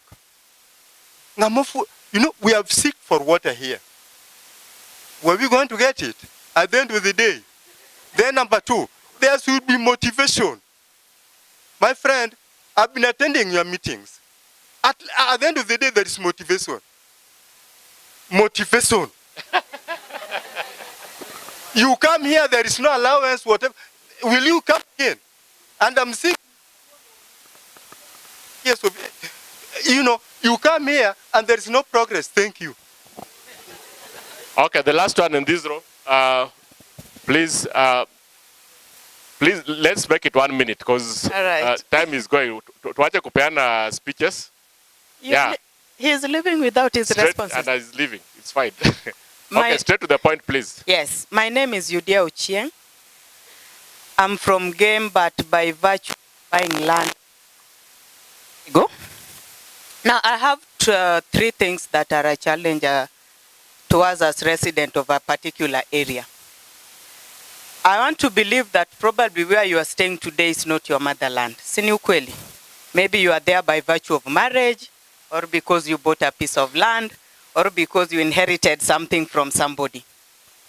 For me, it's by virtue that I bought a piece of land there. Now there are such challenges that we meet that sometimes I would love Kara as an organization maybe to come down to the grassroots and give us what we call basic education. And some of us have registered organizations and associations, and most of these things have become like common women group and youth groups of those particular areas. We have no difference. What they do, they are merry-go-round, that's what we do. But again, there's nothing that distincts us from those local activities. And this gives us a big challenge. What is an association compared to a women group? Si kuna tofauti? Can we start behaving like an association? This is a group that brings head from different areas. Now, my first challenge is on political area. You realize that you are a member from Game like myself and you want to be an MC of that particular area where you are residing. The first thing you'll be asked, kwani kumaniai onge ofise kabelago? And maybe you've stayed there for the last 20, 30 years.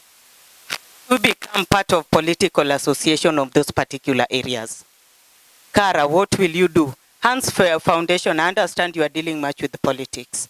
How do we become bona fide members of members of those particular areas that we stay in? Number 2, when it comes to development, you realize that when money is coming from you, it is okay. But when now you need their support, it becomes a challenge. Why? There's that bridge that can only cross one way. It does not cross backward. Kara should come up with a policy that would make us understand that once you reside in an area for a given period of time, you are a member to benefit from factors both affecting that area positively or negatively. We should not only be affected negatively, and where positive outcome comes out, then you are asked, encha inyakanye. Sometimes it pains. You get a child you want to take to school for that community. But when your son wants to go to school and you say, let's pull together the Arambe Zoom, and you are asked, na hiyo pesa yote ya shamba, sungepeleka nayo mtoto shule. So I think Kara should come up with a policy of bridging the gap between the resident. I'm tired of this name, real natives and not natives. Thank you. Thank you so much. I think we want to cross this other side. Ndio wengine. Huku kuna mtu akona swali? This is the other side. Okay, what do we do? We take all the questions, halafu wajibu. Ndio hapa tujibu hizo kwanza. Wajibu hizo kwanza. Haya, at the back huko, mwisho kabisa. Halafu tupate majibu. Good morning. I have a comment, not a question. Na ningependa kwa vile mmoja wetu alisema tuongee kwa Kiswahili, mimi naweza ongea kwa Kizungu lakini nitaongea kwa Kiswahili. Nasema kwamba let's not deviate from the topic. Because the topic here says the role of residents association and community groups towards strengthening accountability and effective service delivery. Yes, residents association and community groups can strengthen. We can package ourselves. Sindio, tunaweza tukajipanga. Na naweza sema hivi, kama maybe for instance, nimesikia kama kuna Ubunga Resident Association, kama tunaweza kujieka kama as an association tunakuwa na thematic areas, like maybe let's say the county, maybe like where we're staying in the Kisumu, maybe in your residence, where there's an issue of sanitation, where there's issue of poor governance, maybe there's an issue of water, we can package ourselves like in a form like I can say like kind of ministries, like a ministry, sindio? And then when we package ourselves, now we can come to that actor, like let's say Kisumu, the county government or the national government.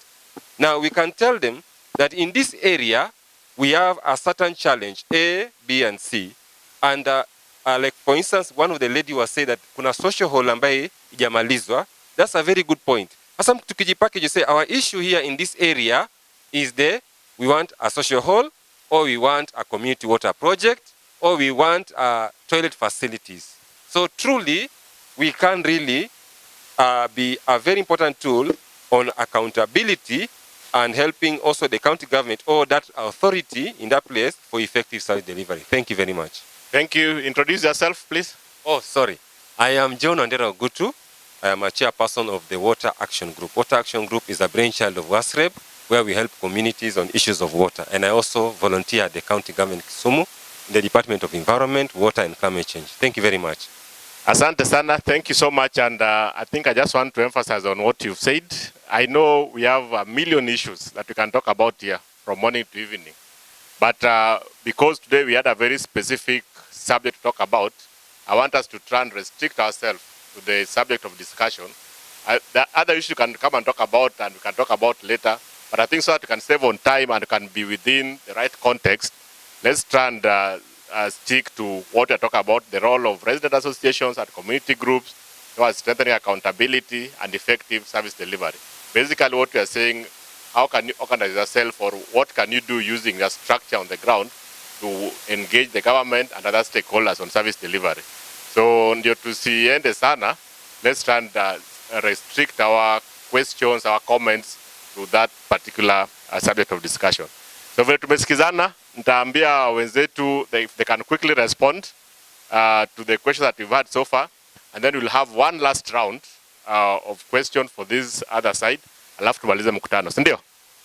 Haya, wacha nianze na Robert, because the order in which you are speaking.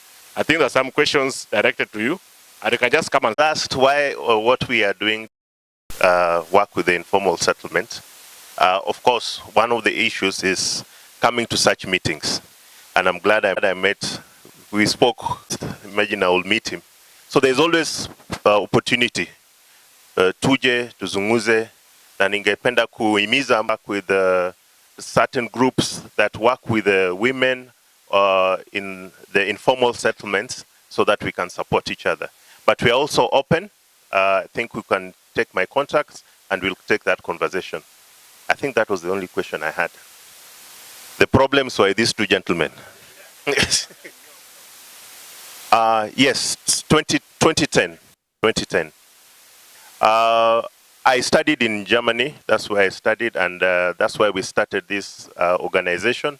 And we came in, and we've been holding conferences and workshops, which have informed certain formation of policy, because we are at that level.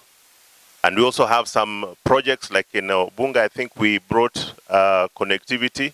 We have a hotspot in Obunga where we are supporting just Cis and Aheri. Let us have that conversation. Thank you. Thank you. I will try. My questions were many, but I will try. And the first one was from my colleague here. He said, how do we make things change? Because we talk and nothing is done.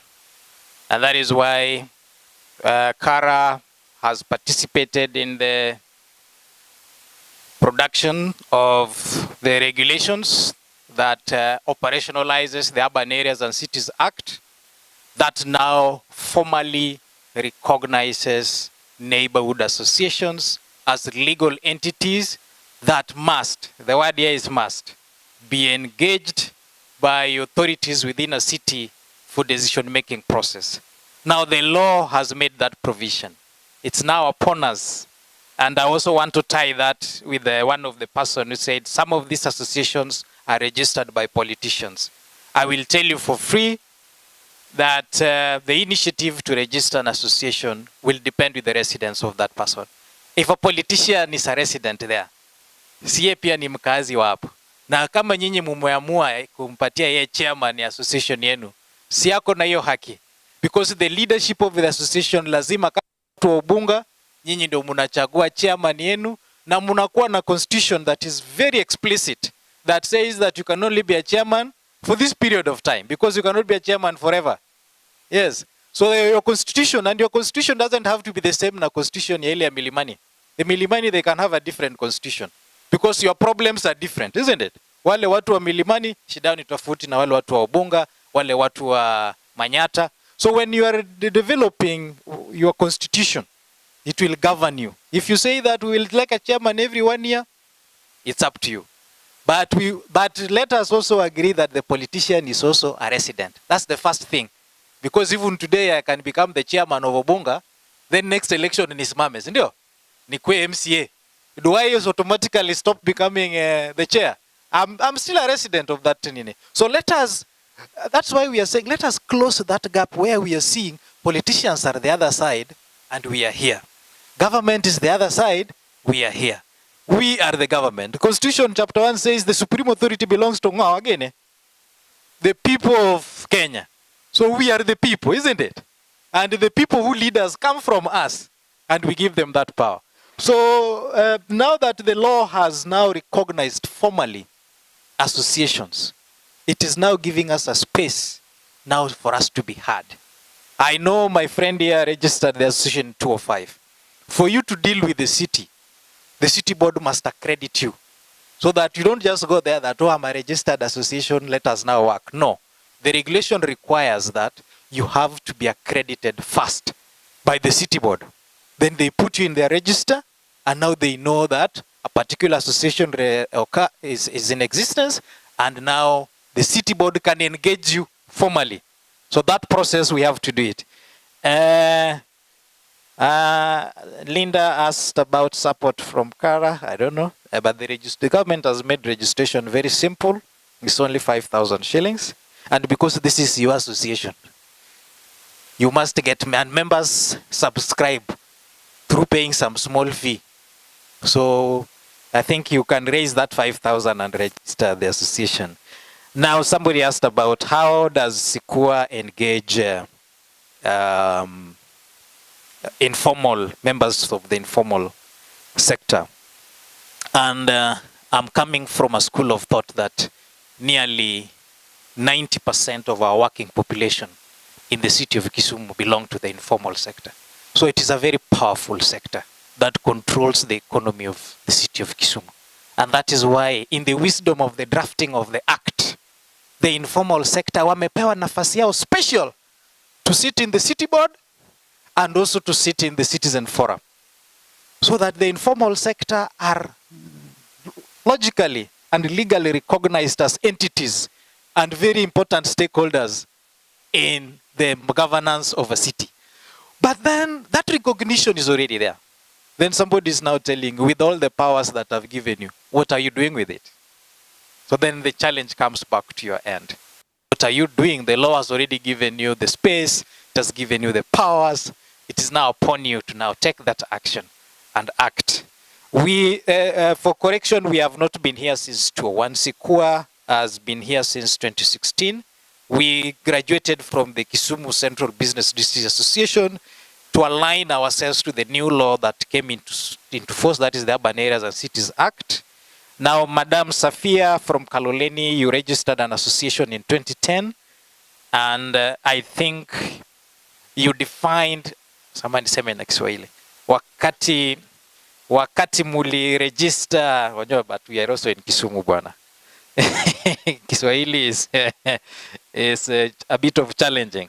Yeah, but lakini nasema wakati muli anzisha hii association ya Kaloleni, mulikuwa na nia ama ile goals ambaye muli set.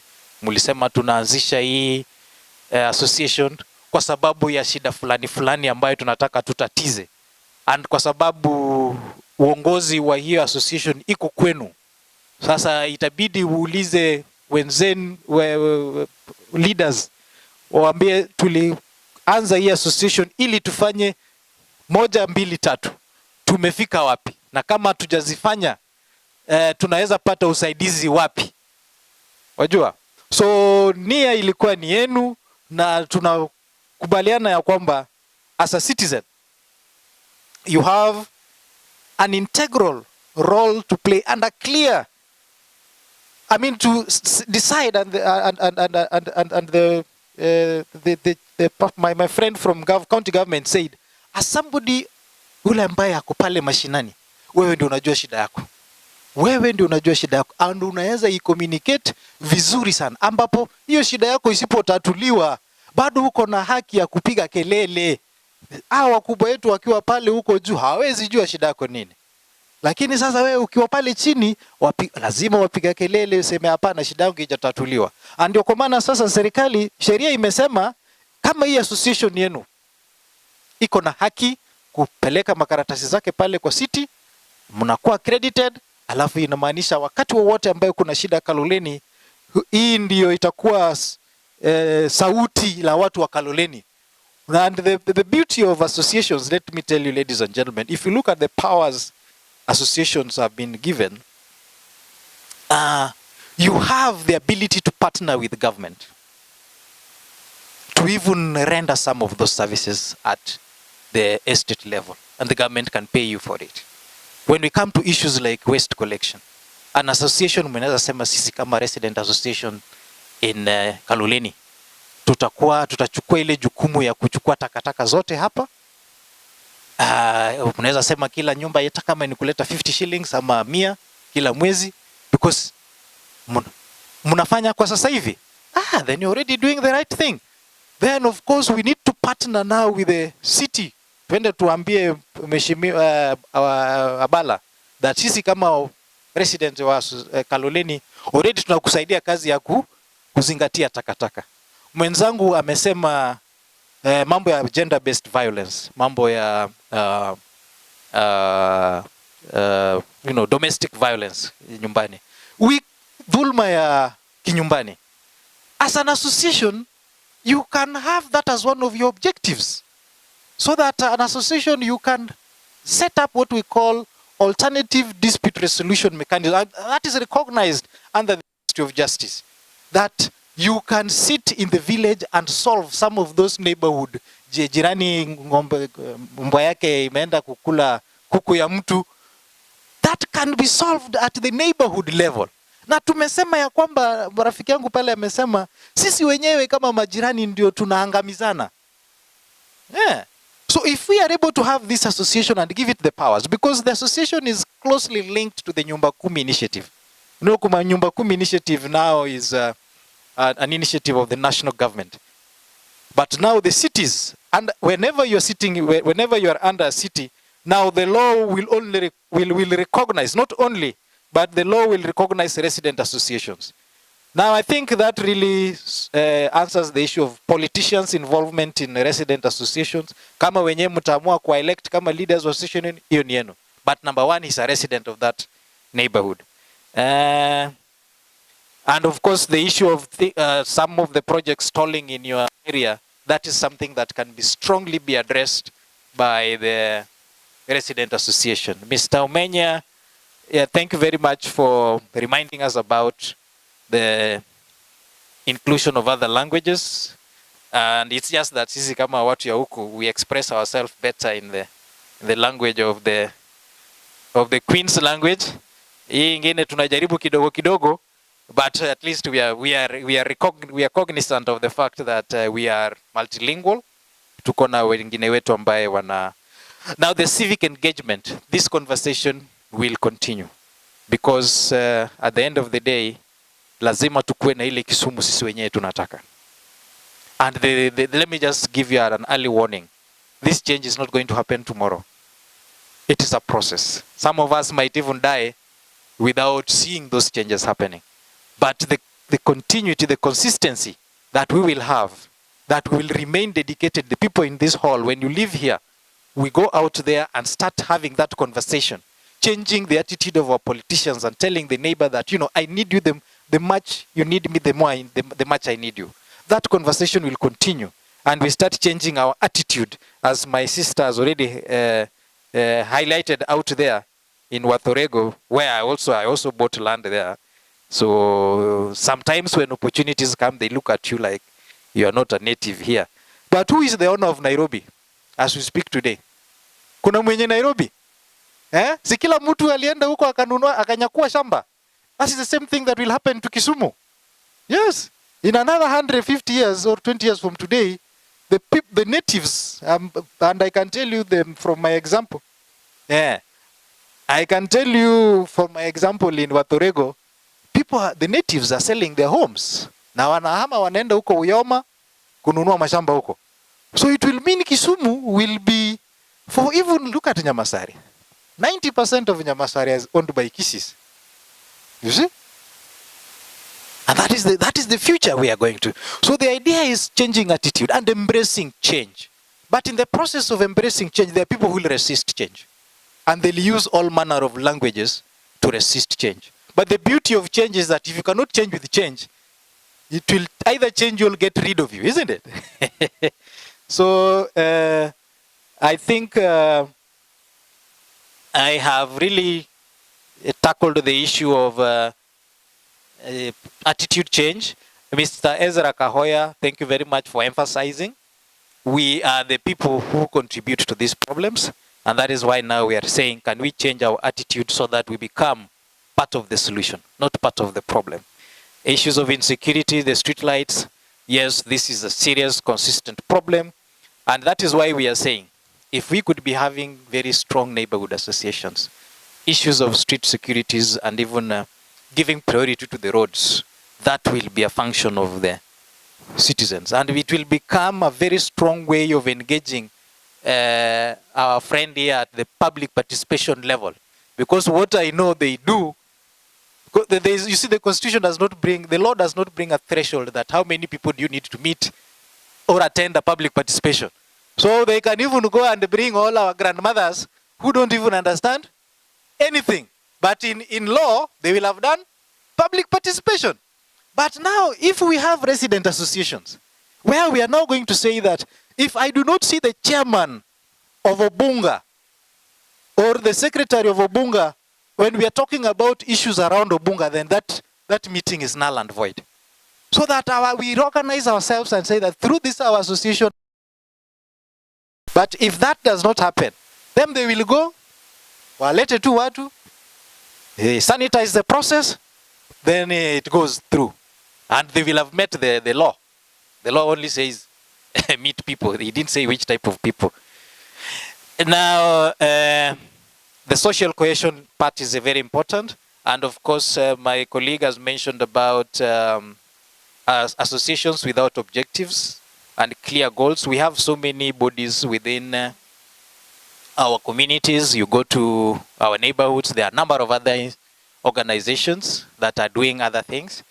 But as we are now saying, if you live within an urban setup, the law will recognize a resident association. And that will work, that will be an institution that can work very closely with the city authorities to transform that city. You can remember that this is our topic also talking about other community groups. So that means we have to work with other youth groups, women groups, community-based organizations, and ensure that all of us contribute towards making our neighborhoods safe, making our neighborhoods very conducive for the growth of our children, and basically making our city one of the best cities to live in.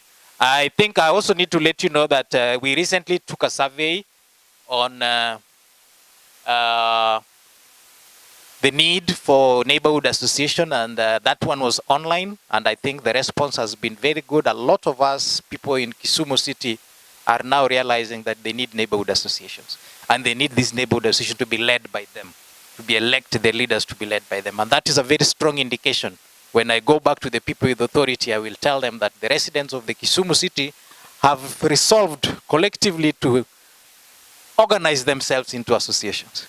And then now that is where now once you have been there, I will probably engage with the car and now say that once the associations are there, then how do these associations engage effectively with the city authorities and other players? How do we engage effectively with the county government? How do we define our objectives, our roles, our goals, and how do we achieve them? Because we are now, by that time you become an institution. When you are an institution, Kearega is looking at you. They want taxes to be paid. You must generate that revenue. When you are an institution, you need money to meet your expenses. If you call people for a meeting like this, you must buy them some water. Where do you get that money? So as an institution, you must come up with a revenue generation plan. And this can come up from the services you're offering to the community, like the waste, the alternative dispute resolutions, solving boundary issues. And that is now recognized under the Ministry of Justice. Thank you very much. I hope I have responded to most of them. Kama iko wengine nimesahau nitafikiria baadaye. Asanteni sana. Thank you so much, Nixon, for that. So one of our guests must leave because he has really pushed an engagement he had, Robert Owino. So is there anybody who had a question specifically for him? Kama kuna ni sawa ndio tumrelease. Is any question specifically for Robert this side? I can see there's none. So you can release him to go and attend to other things that he had planned. Huh? Sorry? Your contacts. Email address. Hizo cards hazitatosha. Maybe we can just read an email address or number.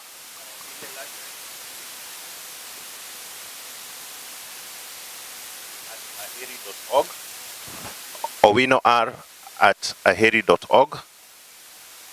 Small, all small. And my phone number is 0704 370 592. It will be best if you text fast because of the nature of engagement. Thank you very much and God bless you. Thank you, Robert. Thank you for creating time. So, Bana Director, you have some questions to answer. Thank you very much, Henry. I think a lot of issues that I would respond to have also been partially or somewhat responded to by Nixon, but just a few. One, I also want to request that perhaps the direction that this meeting would have taken is more of what can we do. I think the first speaker, if I remember, that was Joseph. And then we have John Ogutu and Ezra Kahoya. Perhaps brought us closer to what this meeting should end at. Because we are here talking about the roles and responsibilities of resident association and community groups. As we speak, I know there are people who still maybe want to ask questions, but I want to also ask that if your question has been answered in the process of talking, then let it not just be a question because you must speak. That is not to say I'm gagging someone. But basically,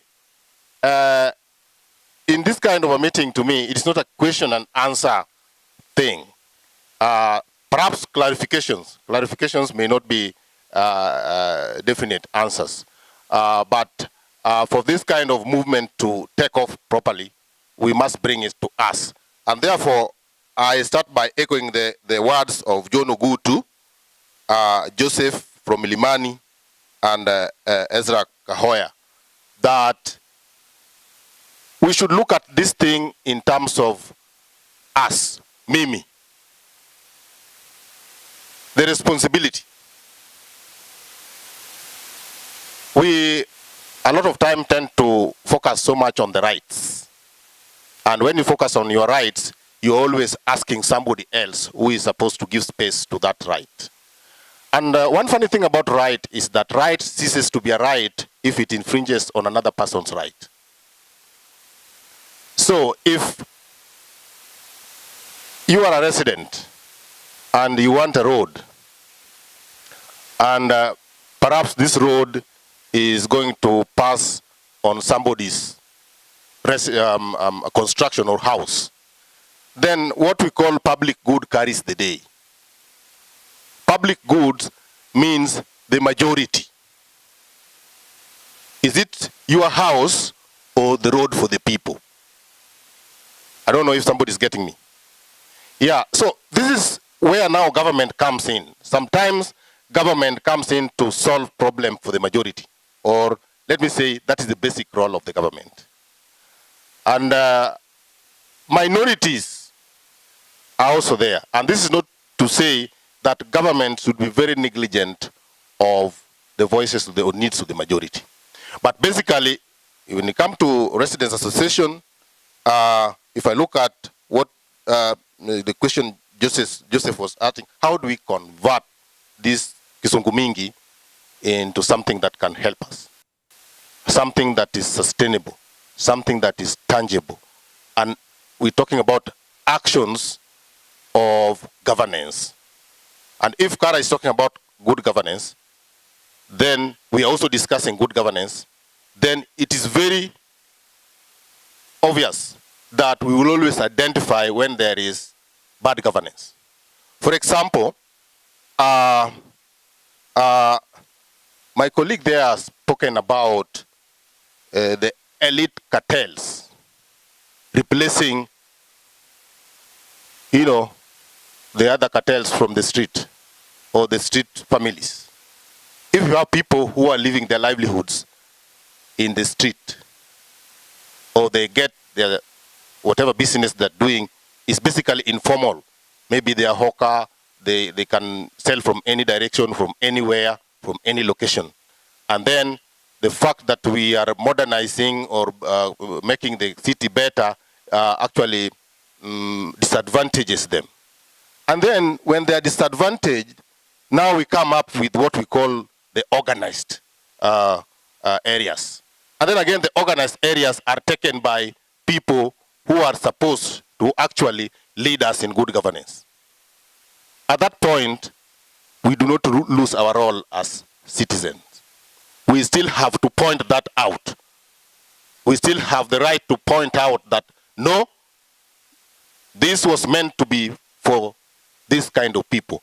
And what we are seeing now is elite cartels. I don't think that's a responsibility that we can say we are helpless. We still have to take it up and move on with the challenge, keeping our government to account. Because when these people speak, the government will listen. Even if they don't listen for the first time, the second time they don't listen, a third time they must listen. When it comes to matters politics, a city or an urban area is a cosmopolitan place. And the constitution allows that anywhere, it does not matter whether it's a city or cosmopolitan, anywhere that you desire, you can own property, meaning you can get land, buy, and stay anywhere. What is important is that you're a citizen, or if you're not a citizen, you have the regulations and the channels that have made you to have the rights of staying.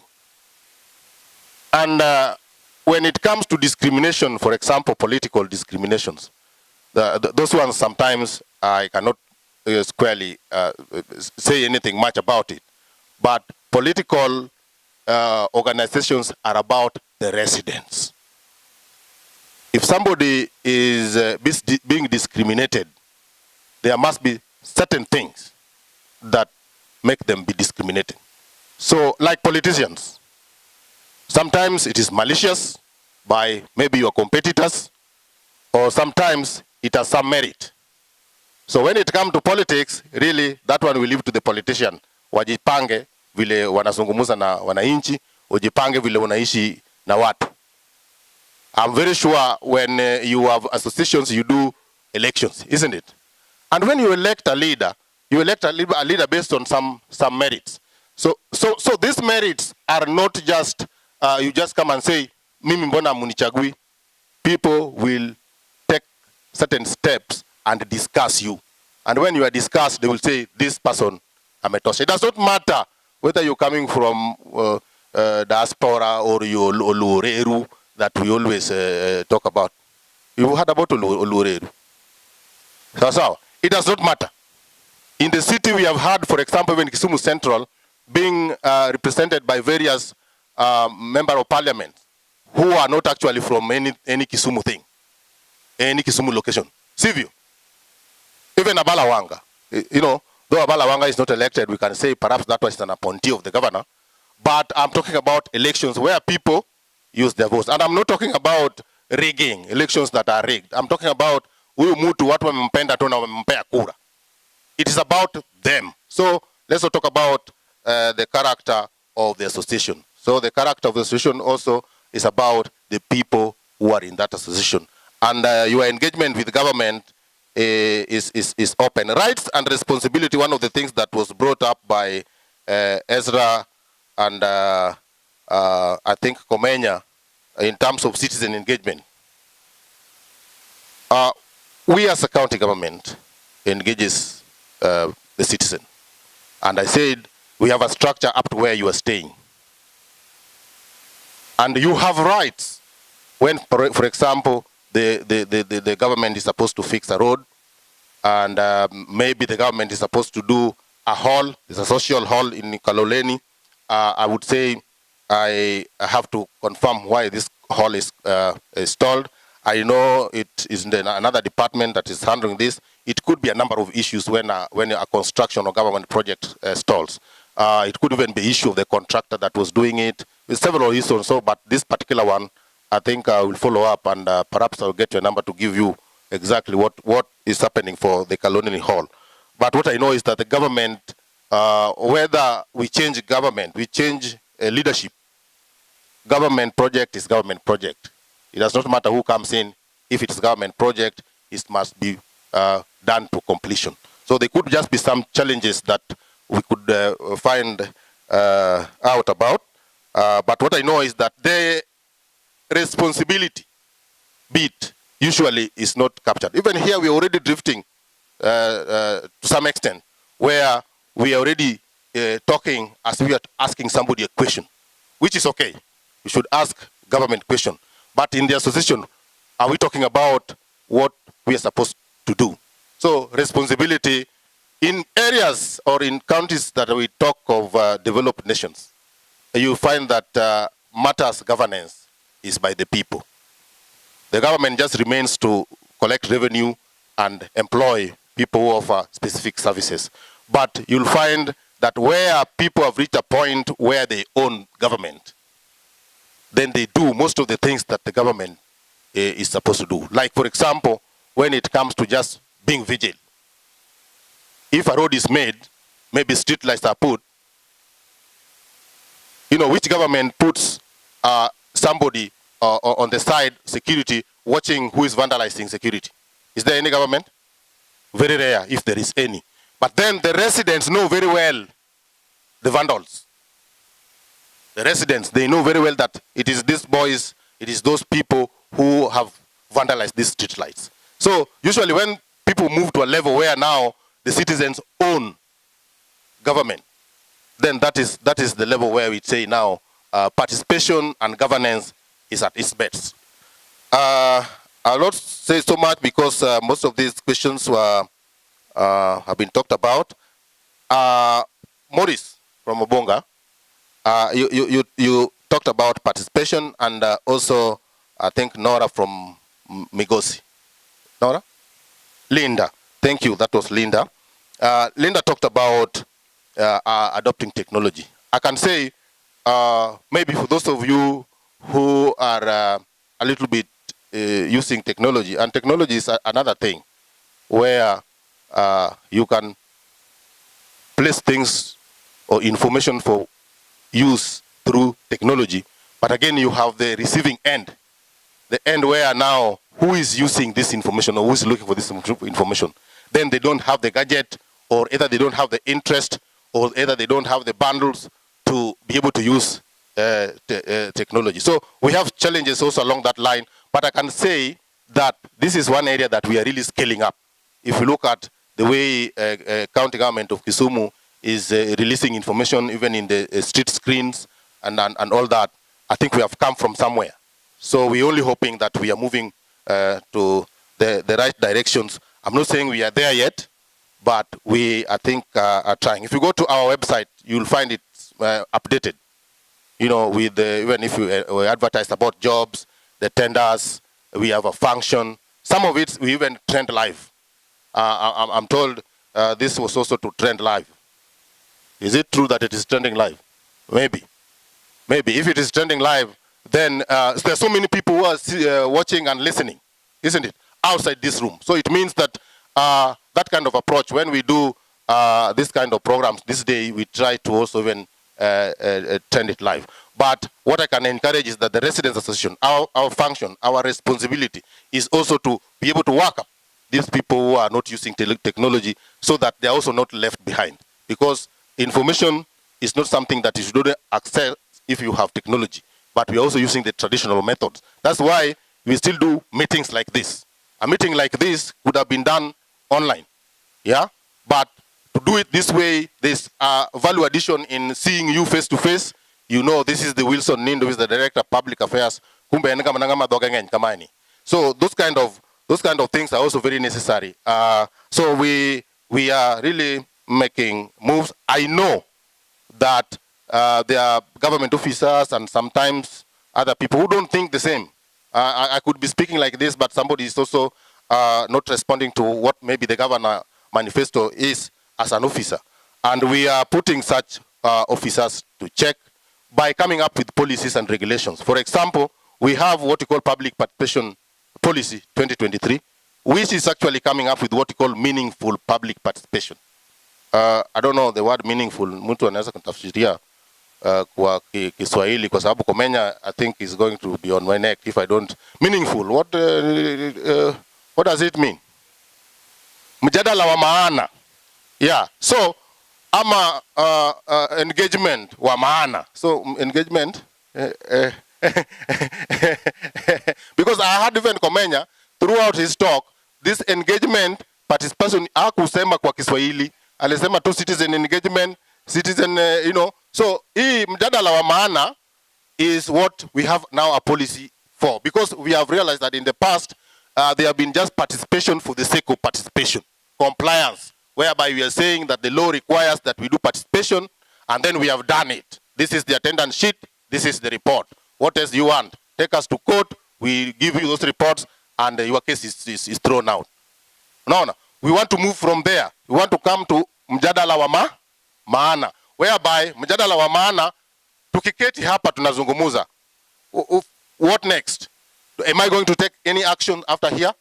Am I going even to brief the governor about what you are saying? You see, how will you know that I briefed the governor, for example? So we are coming with a policy that make duty bearers take responsibility, and also the public, so that we have, when we are doing public participation, for example, or I think that was still from Migosi, about information that is going to be discussed arriving late or being posted in the website late. You see, that is not meaningful, because the person who is expected to participate is not going to participate meaningfully if they do not have the information in good time. Is that not so? So providing this information in good time and the way citizens are engaged should also be meaningful. Meaning the citizen must also be educated through Komenya civic education, so that we know that it is public participation. When you talk about it, it's not an event. It's a process.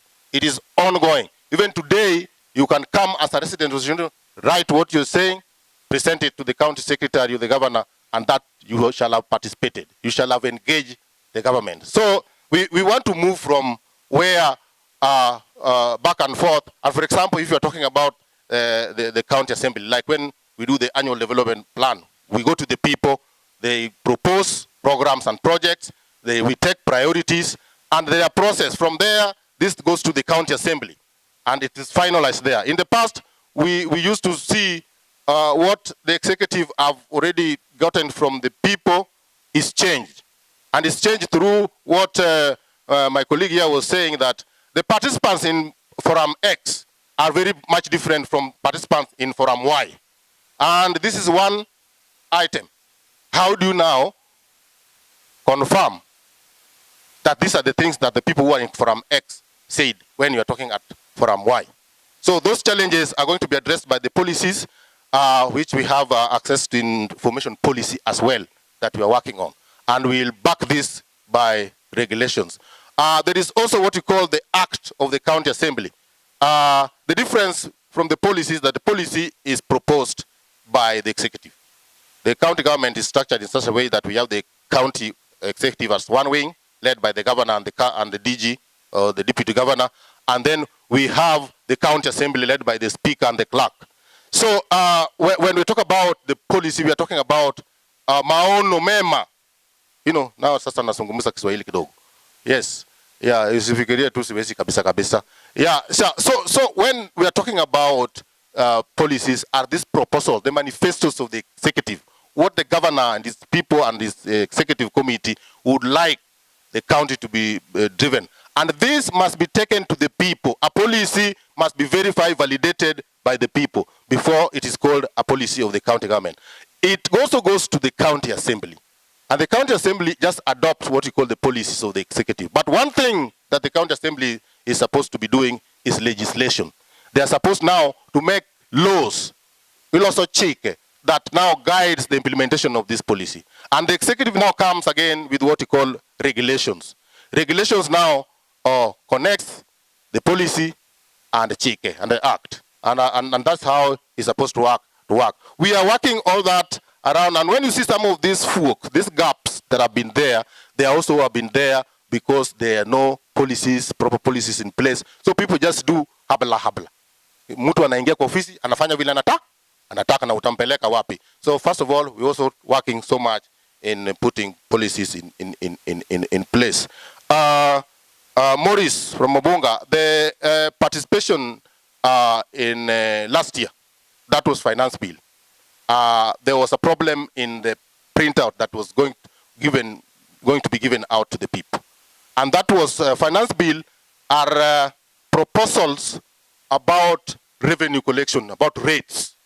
And if there is a problem in that, even if you are delaying, you rather correct it than take it to the people with a mistake. That is what happened. And at the delay was at the printer when that mistake was corrected. But then I went to even the radio and spoke about it. I know not all of you listen to radio because that is just one technology. Again, technology is several. So we tried, but let's not remember one bad thing for too long, and the good things we are not talking about. Yeah, just one thing that happened last year becomes an example in several meetings 3 years later. That's not fair to government. You need to pick out also some positive things, some the street Europe, yeah, and you also compliment on that. Thank you. But that was, I agree with you. There was a hiccup there. I've talked so much about rights and responsibility, and I think that is so far. If there is anyone that I've left behind, Nani Ezra talked about on responsibilities again. Construction, for example, of a drainage. You see, and then it rains one night, and all the drainages are blocked, and oh, you see, this government is not doing nothing. You see, there's nothing they are doing. Angalia maji kwa town. So, and if you wake up the other day now to just say, these notices that were given to the people over the drainages, we are not going to give them a third notice. Maybe they will give notices twice. Then you just wake up. Sometimes I agree with Abala, because if you just come during the day, see, they will do all sorts of things again to the tractor See, we have seen even people running after a tractor driver with a panga. Unaweza kata tractor na panga. Yeah, we have seen those kind of things. So sometimes this coming in the night is just to make it happen without, now you're surprised. So now you see, hide and seek, so long as you do your work. Because the governor sometimes says, I want to see those drainages open. When the governor tells you that, how you're going to open those drainages and your people that wamekwamilia juu ya nini is up to you. Thank you very much and God bless you. Asante sana. Thank you, Director, for that response. So, wananchi watukufu. Atajibu. Yeah. Time has gone. I know we are getting tired and we also have to go and do other things. So, yeah. Amesema kama title deed atakuona. Yeah. So I want us to agree that we close in the next 15 minutes. Hiyo inawezekana? And for us to do that, inamaanisha we take Koziro atuka tupeana nafasi, we take some very few questions here. Tafadhali, if you had something that has already been touched on by anyone, you don't have to talk. Si lazima useme tena. But if you have something different, completely different from what has been tackled here, please just take 1 minute. The other time tumeona wengine alichukua time kupeana another presentation, another speech. So just take 1 minute, go straight to the point, ask your question, ndio tufunge the next 15. I don't want to keep you here longer than is necessary. Ndio wengine watu waende wafanye kazi zingine, si ndio? Sasa unaona kuna mambo ya maombi. So I think let's try and do that in the short. How many want to ask question this side? Na kama ishauliza tafadhali, I've seen 4 hands, 5 hands. Only, please. Usikuwa na mkono zingine, and I can see them. 1, 2, 3, 4, 5. And take 1 minute each. If you do that, then they take 5 minutes to respond. Tumemaliza. Haya. Hamjambo. Vile hapa pande huu nimesikia kiuliza maswali. Swali langu la kwanza ni kwa upande huu. Kara inamaanisha nini? Kara inamaanisha nini? Aya, nyinyi mjibu, kara inamaanisha nini? Na sisi kama watu wa kuishi pamoja, kuna pesa tunawapatia ya kutusaidia nayo. Tukiwaitisha pesa watatoa wapi? Wangapi wanaelewa maana ya Hans Siedel Foundation? Hans Siedel Foundation, Hans Siedel ni mwanasiasa wa Ujerumani aliyezaliwa 1901 akafariki 1961. Baada ya kufariki, chama chake Christian Socialist Union ikaanzisha hii foundation ili isaidie kwa mambo ya demokrasia, utawala wa kisheria, maendeleo, usalama na utawala nzuri. Mnasikia? Kwa hivyo tukiongea, tujiulize tumekuja hapa kwa nini kwanza? Role of Residents Association and Community Groups. Residents Association ni nini? Ni muungano ya wakaaji pamoja, ama sivyo? Na mnapoungana, mna sababu ya kuungana. Mna vitu mnataka kufuatilia, ama sivyo? Sio viti za parliament, sio hizo viti zingine, ni mambo ya jamii hapo. Kwa hivyo tukiongea hapa, tujaribu sana tuyatatue hayo. Kuhusu mambo ya market na nini hayo ambayo director ameongea, jana nimekuwa na governor na waziri anayehusika na markets, na amesema kama kuna biashara ambao wametuambia kwamba au ni wafanyabiashara na wamenyimwa stalls, watuletee majina tupeane kwa Chamber of Commerce. Tuko biashara market Kampala Street. Hayo tu, hatuna masaa.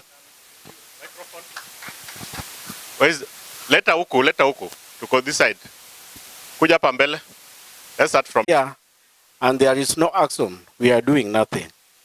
First, for good service delivery and development in Kisumu, Residents Association must stand up and condemn the notion of Ngito Kipandeni. Look at the back of your ID. It is taking us back in the 1980s and the 90s when there was Triple K. And this has been hindering even the business, have killed so many businesses in this town. Two, about the affordable housing projects within Kisumu. There is interference by political group. We have housing cooperative societies that are helping the neighborhoods, especially the informal settlements like Nyalenda, Manyata, Obunga, Bandani, and other areas. And they have been trying to give residents decent and affordable houses. And this is where we can come in so that we can protect these housing cooperative societies to manage their affairs without interference from political group. I can mention like Kipaso bought a land in Kibos. Summarize please. Masaa zimeenda. Sawa, Kama kuna sawa. swali jibu, just ask the question, alafu wengine waendelee tafadhali. Yeah, the other thing is about the climate change. The community groups during public participation managed to come up and identify or prioritize what can be done to manage the climate change at community level. That is community GCOs within learning institutions through KUP by AFD. What happened to that? Lastly, about the fertilizers. Why can't we come as a group and ask about the fertilizers? Community members have been receiving SMSs. Like me, I have 10 of them that go, this is your code. Go and take fertilizer from the nearest NCPB. What happened to this? If you go, there is no fertilizer. What is happening? Or is it a lip service? Thank you. Thank you very much. Aya, hapo nyuma, I know the hands, nazijua. That's the second one. So there's third and then hapa mbele. Thank you. Mine will be brief. It's a concern. Last time we had such a meeting in Tomboya Labor College. It was fantastic. We had all the representatives. But I never liked the representatives from the county government. I've never liked them. They talk so well on the podium. They mention so many good things. But when you follow up with them in their offices, you'll meet mean-looking men guarding those offices. You'll not find them to talk to and engage them. So that's a concern, Mheshimiwa. If you go back, please allow public to engage you on issues that are concerning them in their respective areas.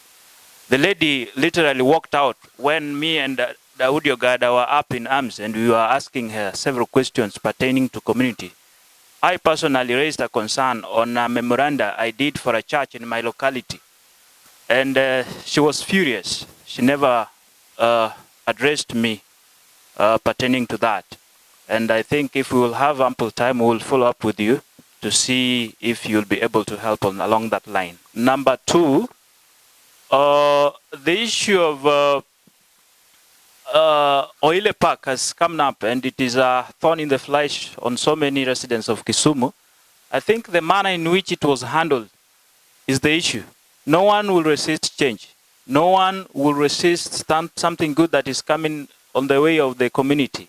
But when it is handled with a lot of indignity and it is handled in humane manner that catalyzes on the advocacy, then it becomes a problem. If the approach was good for the public, no one would have opposed that. But when you are forced out of your area of doing business and you are told to vacate and you're not given an option, then it becomes an issue because the Constitution stipulates very clearly that human dignity must be upheld. And in upholding the human dignity, then things must be done in humane And if that is done, and also when the government is about to initiate a program that is going to touch on the people's lives, like in the market, the constitution says that they must be given an alternative. If you are moving these people from area B to area C, you must provide an alternative because this is person's livelihood depends on this purpose. So otherwise, that will be brief of it. Otherwise, thank you very much. Second last question before we come for the last one here. Thank you. I'm called Barak Ojem. I'm a member of Nyalenda Neighborhood Planning Association. I want to measure on solutions. But before I come to 2-3 solutions, I must appreciate the existence of residents associations in our informal settlement.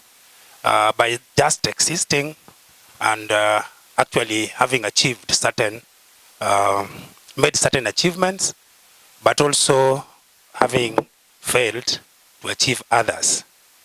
So I have these recommendations, which I think are towards the solutions to make these residents associations more effective, more vibrant, so that they are able to do their role in terms of ensuring or demanding for accountability and also demanding for good service delivery. Number one, the residents associations themselves need to transform themselves so that the residents are given opportunity every time so that they own these associations. There is need for residents to elect the leaderships of these associations. There is need for the residents to become members of these associations, not as a few people being the leaders of these associations. And we will be coming to such meetings like today's meetings, this year, next year, and every year. Therefore, denying other people opportunity to also get into these positions and bring in new ideas or innovation that can push, make the associations more effective. So that is just a small challenge that I wanted to give to the leaderships of these associations, wherever they are in the informal settlements or formal settlements, that let us open up, so that there is residence ownership. Thank you. The second one is just a recommendation to Kara. This association leadership has low capacity in different ways. There is low capacity, technical capacity, skills in advocacy. Many times these associations are not able to achieve much if another civil society organization does not come in to support them in that particular line. When that is over, then they go to sleep. So there is need to build the capacity of the leaders of these associations so that they sustainably do their role. There is also, it's not just technical capacity, it's also financial capacity. Elsewhere, in some countries, I have experience of governments giving grants to neighborhood associations, because neighborhood associations are playing a very critical role, or can play a very important role and critical role if given the support. So maybe the county government or the national government, if it is, there are limitations because it is not clear in the law or in the policies, it is high time now, if we want to have vibrant citizens, to support their mouthpiece, to support the residents associations, so that they're able to mobilize. For example, when we come to public participations on development matters, these annual events for public participation, the residents association is best positioned to mobilize, to mobilize the residents ahead of the calendar of public participation. What happens is that during a public participation session, everybody works from their homes and they come to give their various opinion to, and more meaningful if the residents association would organize their residents and on the same topics, so that they build consensus, so that they agree, do memorandum, a shorter time and it will be more meaningful. Thank you. Asante sana. Thank you very much for those recommendations. The last one here, hapa mbele.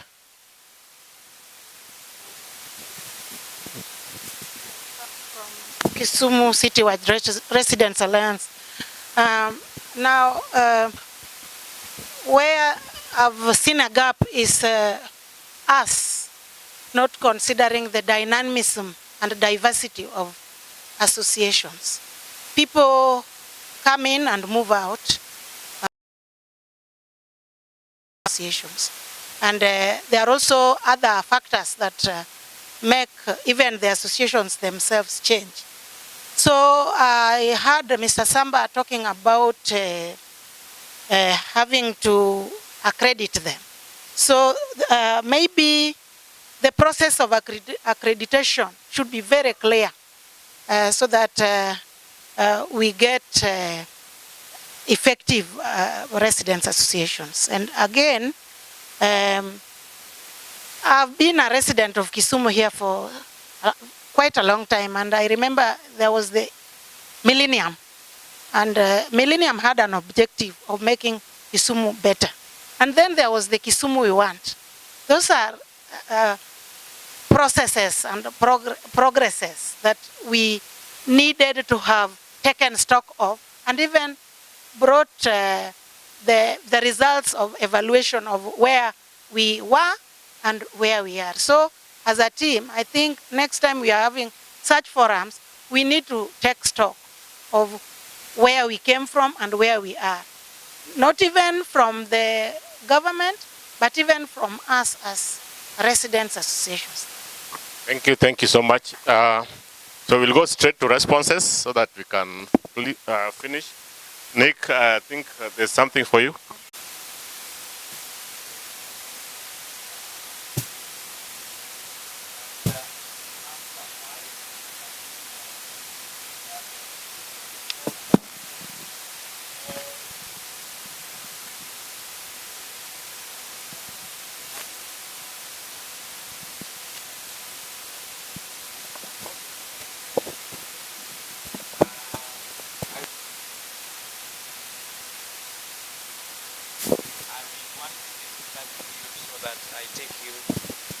We can push the process of accreditation because the city manager was able to shut me down and told me that there are no associations in Kisumu and therefore he is not able to accredit any.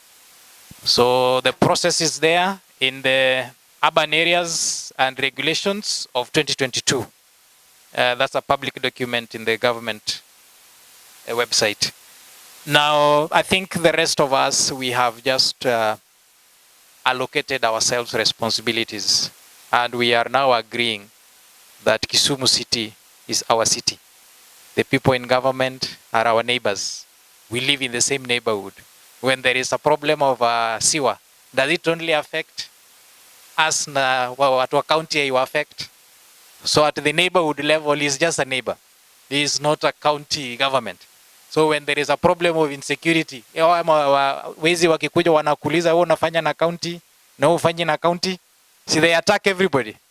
So when it comes to the residents and in the neighborhoods, we are all equal and we have equal rights. It doesn't matter even if you're a neighbor of the governor, but when it comes to the voting of the associations, he only has one vote. So what I think is going to be important, and this is a conversation I'll have with Kara, is then how do we build the capacity of these associations so that they can engage effectively with the county government. And the way we can only deal with the county government is once they accredit you. So we'll start the process of accreditation so that probably by close of this financial year, we now even make requests if they can grant us. If we are going to help them with doing some of the public services in the neighborhoods, then they have to give us something small. I'm happy that Obunga is already doing the waste collection. There has to be a way the government can compensate you for doing their work. But of course, the government insists that they have to accredit you before they can formally have a relationship with you. So, my friend there highlighted the other issues, and I think Valentine, you've come out very strongly. on, you know, I want to look at it from an angle of course, it might be out of this context, the context of our discussion, but how do we make our neighborhood safe and food secure? And as a resident association like in Nyalenda, there's a lot of farming that is happening there. That is something that the resident association can take very strongly and ensure that we get fertilizers and grow food, not in sewage, but grow food that is safe for consumption by our people. I think up to that point, ladies and gentlemen, I think those are some of the issues I wanted to respond to. But as we are living here, Kara has really made it important for us to meet. And I want us to come out of here with the clear action points, what you are supposed to do, what we are supposed to do. I've already made it clear. For those of us who have registered, engage me so that I take you through the process of accreditation by the city, and thereafter we will now resource mobilize to see how we capacity build you. And those ones who, if in your neighborhood you also want to register the association, I can take you through the steps, but please make sure you have the money. You can only register an association if you have a minimum membership of 10 people. So it's not something you can register alone. You must have a minimum membership of 10 people, and you must have all the members' ID numbers, telephone numbers, and email addresses, because sometimes the Register of Society will always want to confirm if those are really members. So we want to run away from this briefcase where I come, the three of us, we start an association, nobody knows about it. It is just there, and that is why most of the time hazifanyi kazi, because people don't know about them. But now you have to come up with a list of 10 people. You're doing the accreditation, we also need the list of all those members, so that when Abala Wanga is looking at your application for accreditation, he's seeing this is the chairman, this is...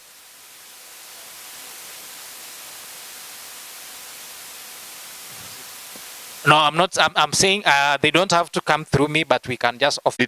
Or totally true, because different people are in different positions in government.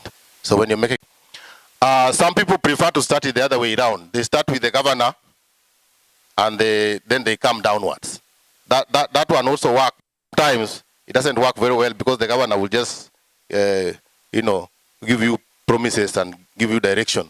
But if you go down to maybe the director, they will be having some different experience that you can listen to and understand.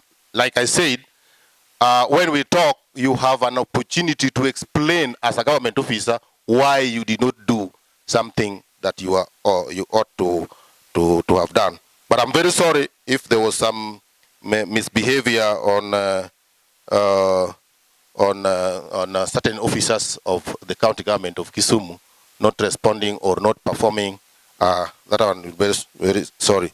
I may also want to say that in my experience with public participation, you would not say that you will approach people and they will not resist, even if you approach them in a better way. There must be a few who are benefiting differently, who will organize resistance. That is my experience. So you would not say, several times when the Kibwe market was to be done, we did several public participation, we come, go, we come. Every other time we come, the same people who had agreed and made the solution that we will be moving, even if they know where they are going. Sometimes they don't like where they are going. And that's another issue. So you as government, you've identified where you are taking them, but they're telling you, no, we are not going there. So it is not just ending at you have an alternative place to take them. It goes through so much. And one thing that I have experienced, sometimes when you are outside government, you can talk. But when you apply and you are given a job and you come into government and now you are the director, you sit there and now see how we behave. You realize that so many, like we're in this room, I don't know, we're almost approaching, 80 or thereabout. Out of 80, you will find some 10 that were in this meeting But all these things that you're saying, good, yes, let's go this way, this is the way Kara and residents should go. There are some that what you're talking about affect them the opposite way. And that is what happened in the public. And I can tell you the power of those few people can sometimes challenge you and take you in cycles for months and months and months. Because you come to another public participation, now they're saying another thing. You agree that on Monday we will do this. That day you meet perhaps a demonstration. If you look at the nature of the demonstration, it is organized by a few. But they have made sure that it is succeeding because they have got the borders and they are paid and they are doing it in a very spectacular way, and it is a real demonstration. And they make sure that it is covered on media, it appears on TV, that the residents of say Fulani were. When we were doing the Makasimbu affordable housing, I personally was leading a public participation. Maybe no. We went round and round, and at some point, you know, there were even physical fights whereby some residents are fighting among because they are now realizing that, and people are saying, do a public participation there today. They will talk differently. They will say, this is good. Maybe, I don't know, if they will say it is bad. Thank you very much. This talk cannot end unless it is ended. God bless you very much. Asante sana. Yeah, at one point we have to come to an end. So, anasema everything must come at one point. So I know there's still so much to talk about. There's still issues that need to be addressed, but we're also dealing with time that is not infinite. So we also have to manage our time very well. So, ladies and gentlemen, I want us to come to a close of this forum so that we can go and do other things. And coming to a close means that we basically agree on the way forward that can then enable us to make some follow-up. So I've listened to the conversations, I've listened to some of the suggestions that have been made, and I'm happy that everybody agrees that we really need strong resident associations or community group to address our issues at the local level. We've also all agreed that we need to take responsibility of our neighborhoods because nobody is going to do it for us. If things are going wrong in our neighborhood, it is us who are living there who are directly affected. So we have to take responsibility. There was what Sambat said about registration of resident association, and I think Linda also asked that. I know there are a few resident associations that are legally registered.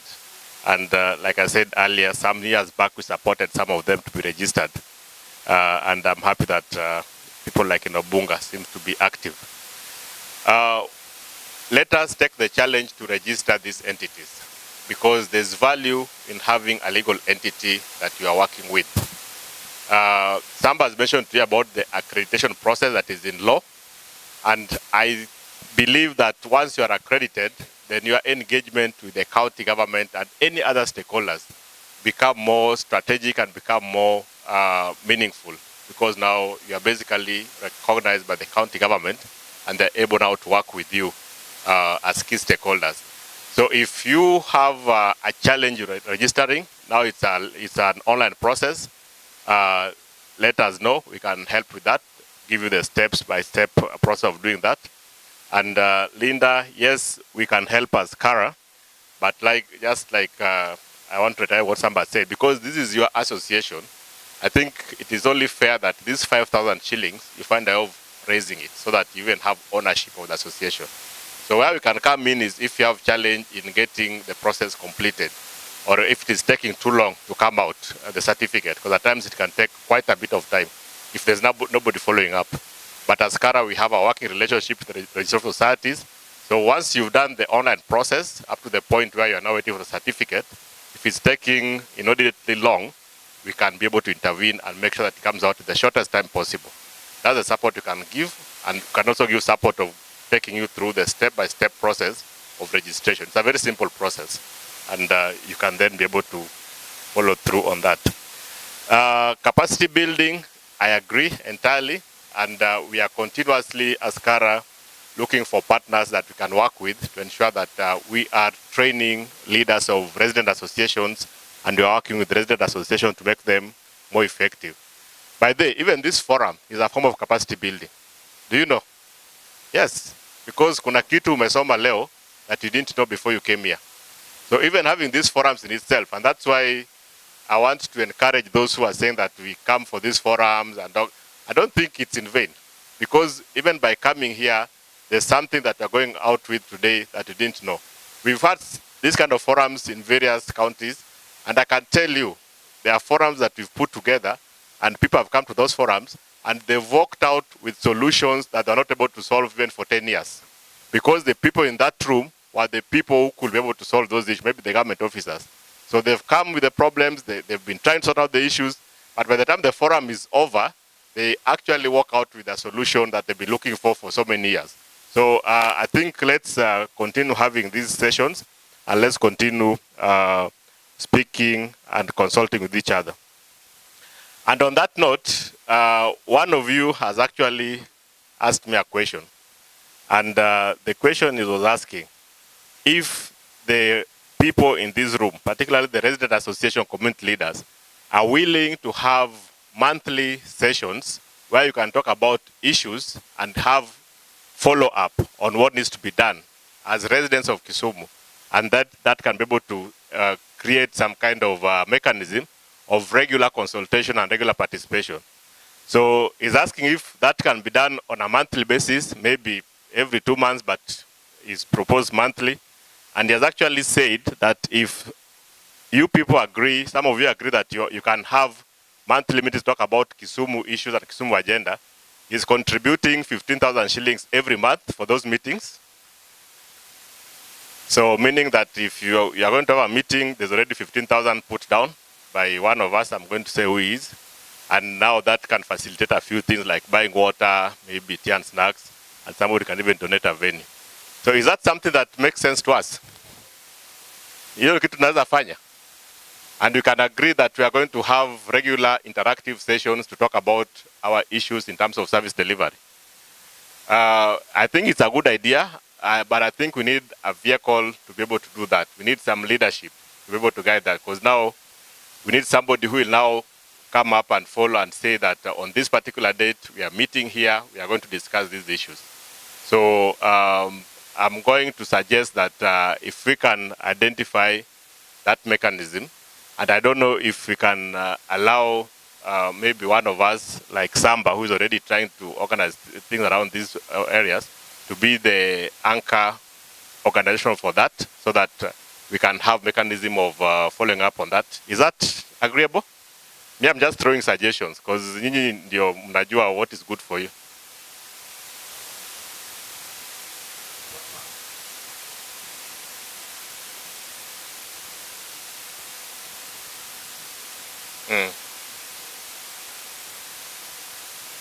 What's your suggestion? Huh? What are...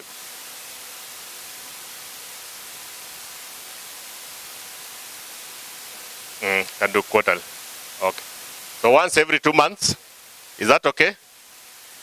Can we give Samba the responsibility to organize that? Have we agreed? Unanimously. Okay. Dr. Owondo, can you stand up so that wakuone? So Dr. Owondo has committed 15,000 shillings for every meeting, but he's also saying yeye peke yake. So kama kuna wengine who can also come on board to contribute, hata kama ni shilingi moja, shilingi mbili, just to support, because these meetings require money. And you need basic things like maybe you need to pay. Madam? Okay. And that's, in fact, I was going to say that we can start off with this. Askara will continue checking with our partners, wonderful for that offer, because we really need to follow up on these issues. We really need to speak as residents of Kisumu who want change, positive change, and to make a contribution. you've had the sentiments that are being raised. Most of them fall within your docket in terms of public participation and engagement. So I'm just going to request that you open your doors to the people here so that you can have regular calling a public participation to talk about a decision, like maybe a policy. I just say today we are meeting just to talk about Kisumu. You know, and I know as county you have those resources. You can just say we are going to convene on this particular day, a meeting like this, and we just want to listen to what Kisumu people are saying and what issues they want addressed. And then we can have a kind of follow-up. But if you can have somebody in the office, but a director, who can be able to like directly engage with this team here, I'm sure that that can go along. Already we have some of them organized in form of resident associations, and so it's easier to engage with them in that manner. That will go a long way. So ladies and gentlemen, that is what I've picked in terms of the way forward. I think it is good. We'll keep a close eye as Kara, especially on this regular engagement. And where we can, we'll also support, we'll give our support so that this can then morph into something that is really a deal breaker or a change maker in Kisumu. Because the more we interact, the more we engage, the more we speak with each other, the more we come up with ideas that can then change our city for the better. So with those many remarks, ladies and gentlemen, allow me to come to a close to this meeting, And thank you very much for coming, for being patient up to this point, for your participation, for your contribution that has made this session very successful. So we are going to close with a word of prayer once again. And please don't go before you grab some tea and snacks that is prepared. I think it's somewhere out there as we continue interacting tukizidi kuongea na kujuana zaidi. So that just one last input. Yeah. I don't know whether you will permit me. We already have a WhatsApp group called the City of Kisumu Community, and it is a WhatsApp group where we don't discuss politics. We only discuss matters Kisumu City. So if you will allow us to add all of you in that group so that we can continue with this conversation. The WhatsApp group has existed since 2017 when people were talking about IEBC must go. And we came together as different stakeholders within the city to form that group. So I think if your numbers were left there, we will add you. In case we don't add you, you can have my number, 0721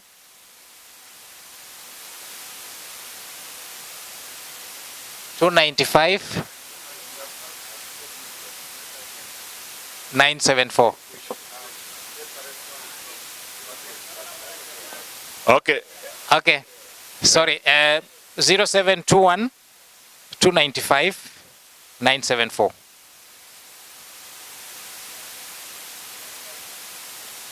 $295,974. Thank you. Yeah.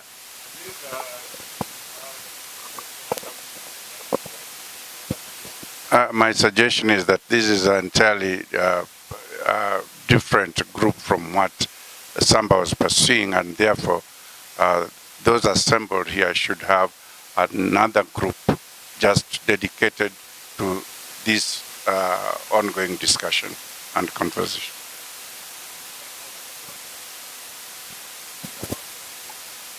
Okay, he's saying that the existing WhatsApp group is a totally different thing. Maybe it was formed with different agenda, but now seated here we've agreed on why we need to come together and how regularly we want to meet. The suggestion is that we form a completely different WhatsApp group that talk about the things we've talked about here today and delink it from what is already existing.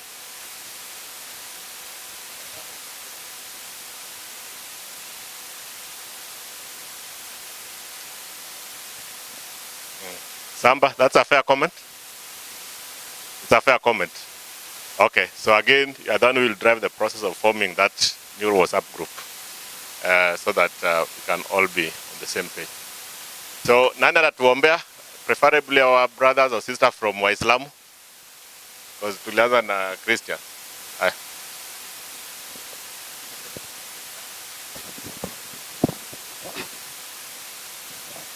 Alhamdulillahi rabbil alamin. Ya Allah, tunakurudishia shukurani kwa wingi wako wa wewe kutuumba. Yale ambayo tumezungumza hapa, twende tuyafanyie kazi Mola wetu. Wageni wetu wenye wamekuja, Mola wetu uwarudishe nyumbani salama, na sisi tuzingatie Mola wetu. Tunarudisha shukurani kwa wale walikaa chini wakatengeneza mpango huu wa kuja kutuelimisha, uzidi kuwapatia hikma. Bismillahirrahmanirrahim. Alhamdulillahi rabbil alamin. Arrahmanirrahim. Maliki yawmiddin. Iyyaka na'budu wa iyyaka nasta'in. Ihdina siratal mustaqim. Siratal ladhina an'amta alayhim ghairin maghlubi alayhim waladdallin. Amin. Ibuni, you can have some tea and snacks as we interact.